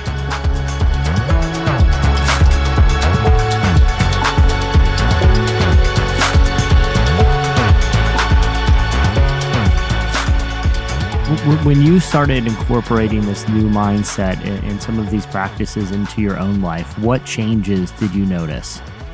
Oh, I mean, it truly has changed everything. One of the most significant moments in this journey, I sat down, I was out at a retreat and I was meeting with a counselor that it was just kind of a supernatural how we met. And I thought he was a counselor. He wasn't actually. He was a writer, but I pour out my guts. I tell him everything. I say, this is why I'm not happy. I don't know how to fix it. I don't know what's wrong. I don't know what I don't understand, but I know this, that it feels like the ministry and the calling God's given me is kind of like a Barbie dream castle as far as my mind goes. I think, it has everything. Everything I love. It has people and community I love. It has deep purpose. We're actually seeing lives change. It's using my gifts. Why do I want to every morning when I wake up kick it in? But that was my overwhelming feeling. And he said, Jennie, why don't you just kick it in? So I thought, are you kidding me? This ministry is reaching the world. Like, I can't kick it in. But immediately, my shoulders relaxed. I took a deep breath, and I said, how can I do this? And he said, because if it's from God, you just did him a favor. Or if it's from God, you cannot kick it in. You cannot kill it. And if it's not from God, then you just did him a favor. And it was the most life-giving turning point for me, because I had felt all this pressure to do it right, to take care of all the details, to not make a wrong decision, to keep a pure heart, to not mess this up, this thing that God was doing. And so to think that, hey, this does not depend on you nearly as much as you think it does, was actually so freeing. And I really believe at that point, I started to live completely different. So I'll give you an example. This was just a few weeks ago. My team sits me down at IF Gathering. My board and my CFO said, hey, Jennie, you've got a deficit of $200,000 that if you don't figure it out within a few months, we got to close the doors. And people are crying, they've prepped themselves for this very difficult meeting with me. And I literally started laughing out loud, just started laughing. And I was like, okay. And I didn't know how to solve it. There was no divine revelation, but I began to pray. I was like, God, you know how you're going to solve this. I'm here. I'm willing to do what you need me to do. But I didn't feel this pressure, like I have to fix this problem or we will go under. Instead, I had these open hands, almost with laughter, going, how are you going to do this? Because I have watched him part the Red Sea again and again and again. And I don't want to live in fear. I want to live in faith. I want to be someone that doesn't just preach about having faith. I want to be someone that lives having faith. So why would I not believe that he's going to take care of it? And I'm not kidding you. It took a few months of praying and definitely turned to tears at times. But in one day in my office, we found $200,000 hiding in places that I mean, it was truly money from the sky. It felt like the biggest provision in the entire universe. And I know it doesn't always work out that way. There are times that the diagnosis does not get changed, that the needs are not met in abundance in that moment. But I have seen this, that even in my friend who is suffering, coming back from a massive stroke in the middle of a divorce, I have seen her faith trust God that he will see her through this. And when you ask her, Sarah, have you had what you need every single day? She would say yes.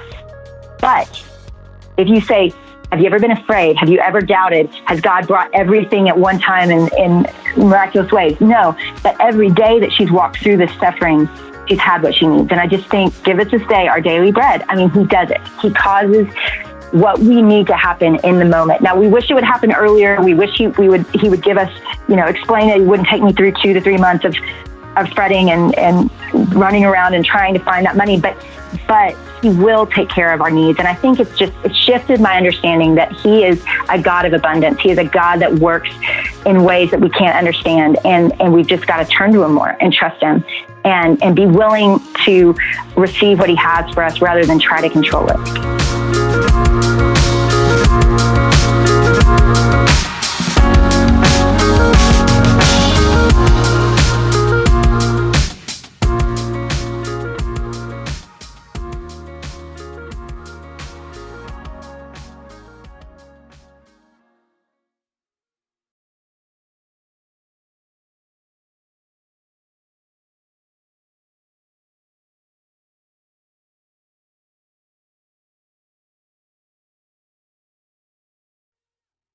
That was Jennie Allen. Did you like that, Eddie? That's challenging. Up next, stay tuned. Feedback. You love to tear me down, you pick me apart, then build me up like I depend on you. But I throw myself from heights that used to scare me. Guess you're surprised I'm the puzzle you can't figure out. I try to play it nice, but don't kill my vibe. Don't break my stride. I try to play it nice. You think you're so important to me, don't you? But I wanted you to know that you don't belong here. Think you're so important to me, don't you? Don't kill my vibe. You're listening to Sigrid. The song is Don't Kill My Vibe. It's the other thing I say to the staff when we hand out paychecks. Listen, do not kill my vibe with this. Don't even cash these. that would kill my vibe. Stop it. It's time for your feedback. So last week we recorded the podcast in Montana. Yeah. And then literally I drove to Billings, Montana, found open Wi-Fi, and uploaded it. And then went and got a motorcycle. I was thinking that the chances you guys would hear a podcast last week was 80-20 in favor of you guys not hearing it, but I'm glad you made it. Did you really? You really didn't think that we would figure out? I don't know. There was a lot of moving parts with it, and I mean, at one point we were talking about physically FedExing something out there, which in the part of Montana we are in, that's a Pony Express, a guy on horseback all the way to Orlando with a tiny, audio chip. So yeah, I thought it was, it could go either way. Well, that's how the Montana pirate makes a living. He just wanders around, and if you need a package delivered, just ask him. Yeah, you can ask him. It's definitely not going to show up, but you can ask him and give him money. He's got a whole trailer full of weird packages that he's accumulated over the years. But. Well, last week's question of the week was, what are your craziest nature encounters? Jesse had a crazy nature encounter with some wild horses. That's right. One of them that almost got into the truck with him, like the alien head. It was the only safe place out in that field. I'm like, you psychos, get in the truck. What are you doing out here? These are 700-pound wild animals.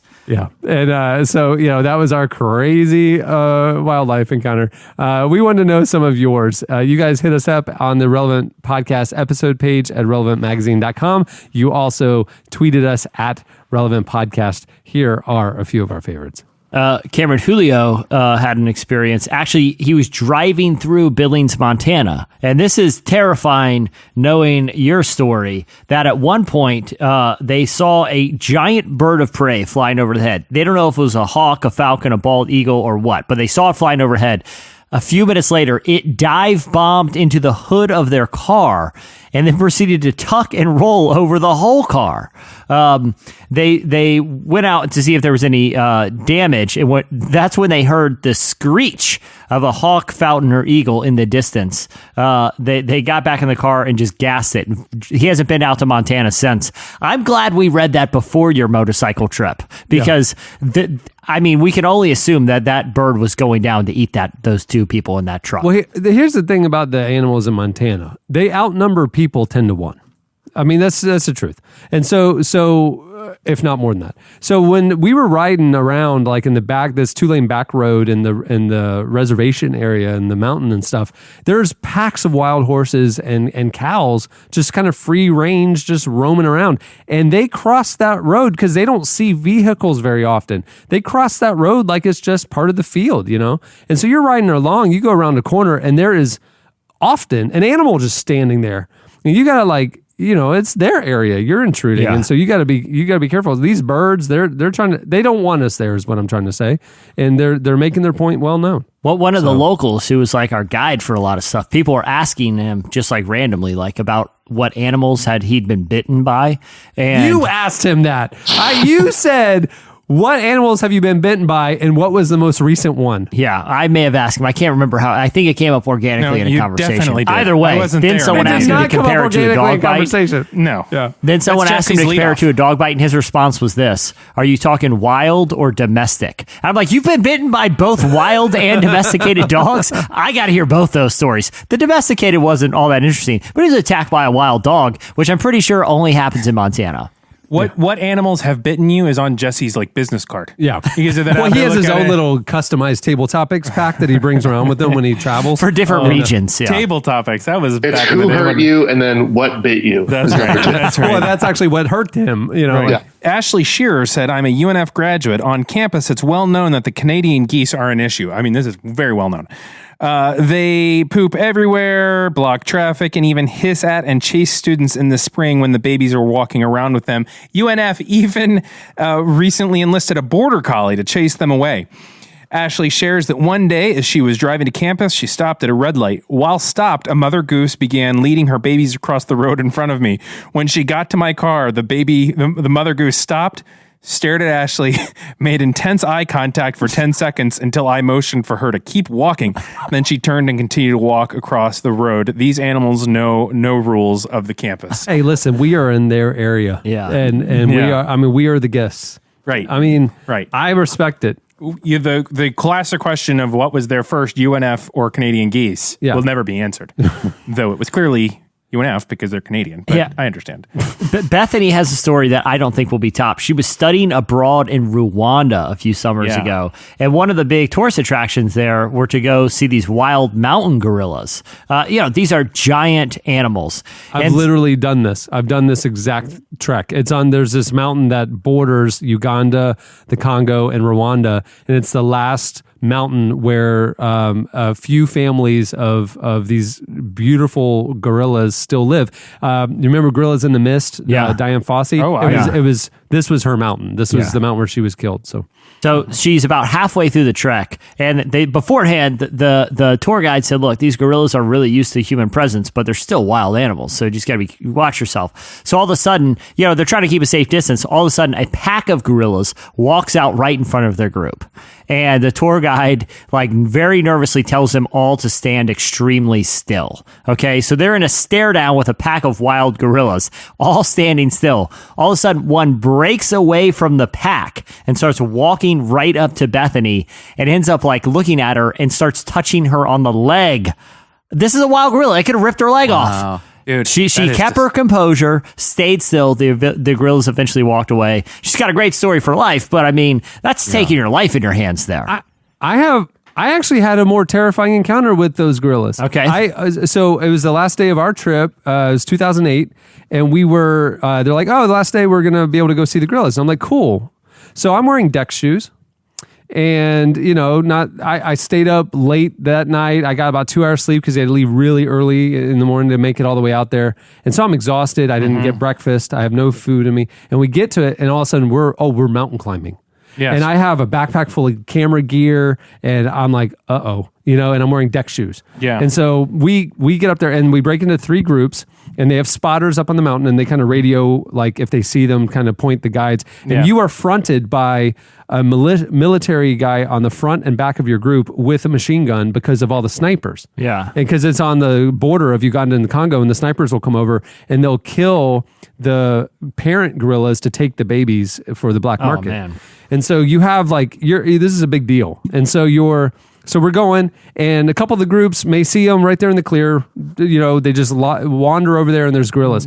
Our group was like way up in the mountain. We actually ended up climbing 4,000 feet in a rainforest. So it's slick mud. I'm in deck shoes. I'm exhausted. I'm fat. I'm out of shape. It was awful. There were 65-year-olds in our group that were like, blah, blah, blah, just going along. And I couldn't keep up. Cameron's just leave me behind. I'm starting a new life here. It was Leave awful. me. I'm going to become one of them. It was awful. So finally, after about 4 hours, we come across a clearing, and we found the gorillas, and they were all sleeping. And it was a clearing that was about probably 20 feet, 25 feet in circle. Yeah. But maybe not quite that big, maybe 20 feet in circle. And it's brush all around and trees all around. And there's the silverback.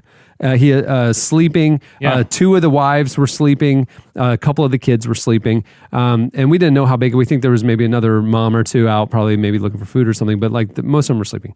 And so we're standing there, and I'm like, I have all my camera gear and a monopod. So I go off to the left by about 15 feet, kind of like a clock dial. I go from 3 o'clock over to 7 o'clock. The group's at 3 o'clock, and I'm being quiet, but I'm setting up my camera because I want to take a picture of this. This is crazy, and the silverback wakes up, and he sees me, and he stands up on his 2 feet and does the King Kong thing where he pounds his chest. Oh, and in my peripheral vision to my right, I see the guides shove our group into the brush. Like, just let him go. Just let him go. Right. And they're screaming at me, don't move. The gorilla charges at me, full screed, and like jumps right up to me, gets in my face, stands up, bows his chest to prove like I'm the man. Right. Loses interest after about 30 seconds of my life being, I'm terrified, and then goes back and lays back down. What happened though is he woke the kids up. So these toddler gorillas, which are probably 200 pounds apiece, oh, cute, all of a sudden are awake and they want to play. Right. And they start chasing each other around a tree, doing a figure 8 around a tree and around me. So these 2 baby gorillas are just like playing figure 8, running and bumping into me and stuff. Again, the crowd is like our group is in the brush, and I'm standing there terrified. Well, all of a sudden, the mom that was out looking for food, like hears all the commotion and comes running, charging through the forest. Yeah. Plows over the group and knocks 3 of them to the ground. One of them broke their ribs to come back and see what the commotion was. And I have all this footage, and then everything's fine. Everything goes back to normal. The gorillas are hanging out. We were with them for probably 20 minutes. I'm literally taking selfies like in the pack of gorillas. It was the craziest thing. And it took the motorcycle trip to remind you that life is short. Like, cool. The most dangerous animal in nature. Yeah. Literally playing around you, just trying to kill you. Well, it was they're vegetarians. Yeah. He was just trying to show he's the mighty gorilla. I mean, listen, there's a big misconception about gorillas. They don't eat people. They maim them horribly and just, rip appendages clean off. But I mean, they're not going to eat you. I'm telling you though, when 800-pound silverback stands up and does the King Kong beat his chest at you, I mean, it is one of the most terrifying things you're going to encounter. Wait, so you have footage of this? You were filming? I did not have the camera on. I was, and when they were screaming like "Don't move," I didn't bother to turn it on. I have footage of the 18 minutes afterwards where everything's cool and we're like hanging out and chilling with the gorillas. Yes, but not of that happening. Yeah, gotcha. It was terrifying. One of the things before we get to this week's question of the week, I skipped it. At the beginning of our feedback segment, we always do our corrections and apologies. I do believe, Eddie, you told me pre-show you have one this I have week. a real correction. Yeah. Not an apology because I have a pretty strict policy on the show. I will never apologize. But so they DM me, so I'll keep it private, but I wanted to make sure I cleared it up. This person has a 10-year-old daughter with type 1 diabetes, and I heard you guys rip on, quote, the slow creep of type 1 diabetes. Apparently, Jesse and I got on a little bit of a diabetes riff a couple weeks ago. Seems like something we'd say. Just to clarify, type 1 is not that. Type 2 is a slowing of the pancreas and an unhealthy lifestyle, et cetera, et cetera. So for future jokes, type 1... very difficult. Type 2 self-imposed. It's fair game. I believe so. So I believe for future jokes, I'm just going to err on the side of caution and not do any more diabetes maybe we'll jokes. just lay off the diabetes No jokes. more blood disease jokes? Really? You know what? No, I am. I'm sorry I said that. I could have done a better job. So I could have done some diabetes research before my completely stupid joke that no one cared about. Yep. So there's that. My correction. There you go. All right. No more blood jokes. Okay. It's time for this week's Noted. Editorial question of the week. Hey. Well, earlier in the show, we got talking about misspellings and then spelling bees and then sports competitions. This is not about sports competitions or athletic competitions. Though, if you debate my premise, please let us know because it's flawless. Just try, man. I'm sure we will hear back. What it got us thinking about is misspelled words, commonly misspelled words. We've all had to rely on autocorrect from time to time, and we've all been stung by autocorrect from time to time. So we want to know from you your most embarrassing autocorrect / typo stories. Maybe you were trying to type an email to your boss, Mr. Lever, and you called him Lover. I don't know. We just want to know your most embarrassing typo or autocorrect stories. You can send us your stories. You can hit us up on Twitter at Relevant Podcast, or you can post your longer stories at the comment section on the podcast episode page at relevantmagazine.com. I emailed someone not too long ago who I respect a lot and spelled my own last name wrong. You did because I don't I know how to spell it, but I just kind of fat thumbed my way through a quick email reply, and I was like, "What in the world?" And it was just one D. I was like, "I just spelled my name wrong. I'm an idiot." So it's not like a typo, but it's just constantly embarrassing. Yeah. There you go. Edie Koffel. Old Edie. Many thanks to this week's sponsors for making this episode possible. Remember, you can start your free trial today at squarespace.com and enter offer code RELEVANT to get 10% off your first purchase if you're going to make a website. If you're going to make a website, great deal. Either hire a team of incredibly talented designers or Squarespace. And also Blue Apron. You can check out this week's menu and get your first 3 meals free with free shipping by going to blueapron.com/relevant. Thanks also to our guests for joining us. Local Native's new album, Sunlit Youth, is out now. It is one of the best albums of the year. We love it. Go check it out. Also to Jennie Allen, her new book, Nothing to Prove, is out now as well. I like her. Hey, Relevant Podcast Network shows continue to launch. Shauna Niequist's show is on its 4th episode. That show is good. Yes, it is. So is Prop Show. Prop Show is making me step back and think about a lot of things. Me and Chandler, Shauna's latest show sparked a conversation with you and your parents this week, right? Yeah. I was with them on Memorial Day, and this week's it's about the Enneagram, or the guy is an author who writes about the Enneagram. Yeah. So we talked about that quite a bit.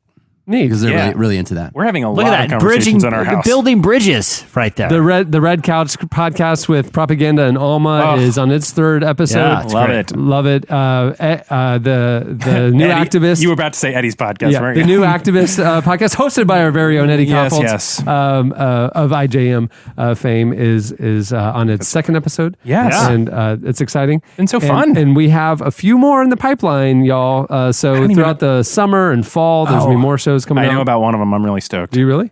I believe so. There's a I'm pretty few bad things. with hints, so I'm not going to give a hint of what I think I know. Keep checking relevantmagazine.com/podcast for all the shows and to connect. But when you subscribe to all these shows on iTunes, especially, leave a review, and it really helps the show's visibility. Yeah. And even for our show, we've been doing it 11 years, and Oh, yeah. it's like, Do you know you have 1,000 reviews for this show? I've never seen Isn't that funny? It's crazy. I know. I'm like, I have 64 on the new Activist, and I'm like, well, this really warms my heart. 64. You have 1,000. But it's like, the funny thing is when you read them, like... it's like 11 years ago they started. Yeah, it's really funny to see the feedback throughout the years. Like people like it. And we love that. Leave a review if you like the show. If you don't like the show, keep it to yourself. Hey, and then when you're online, check out the new issue of Relevant at relevantmagazine.com, and you can subscribe now. There is a good deal going on for the redesigned Relevant. You can subscribe today. Well, on that note, we'll wrap things up. I'm Cameron Strang. I'm Eddie Koffoltz. Chandler String. I'm Jesse Carey. I'm Andy Barron. Thanks, Andy, for joining us, dude. Yeah, man. Thanks for having me. All right, we'll see you next week. I hope you dance.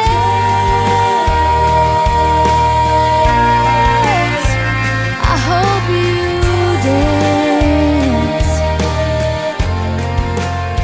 Thank you for listening to the Relevant Podcast. If you like what you heard, be sure to leave us a review on iTunes. Check out other shows from the Relevant Podcast Network in the podcast section at relevantmagazine.com. And while you're there, browse exclusive podcast merchandise at our online store. Make sure to subscribe to Relevant Magazine. Info is available at relevantmagazine.com/subscribe. But it's worth making. Don't let some helping heart leave you bitter. When you come close to selling out, reconsider. Give the heavens above more than just a passing glance. I grabbed it by the horns, wrestled it, disemboweled it, and slept in it for a week. That's how I feel about life right now.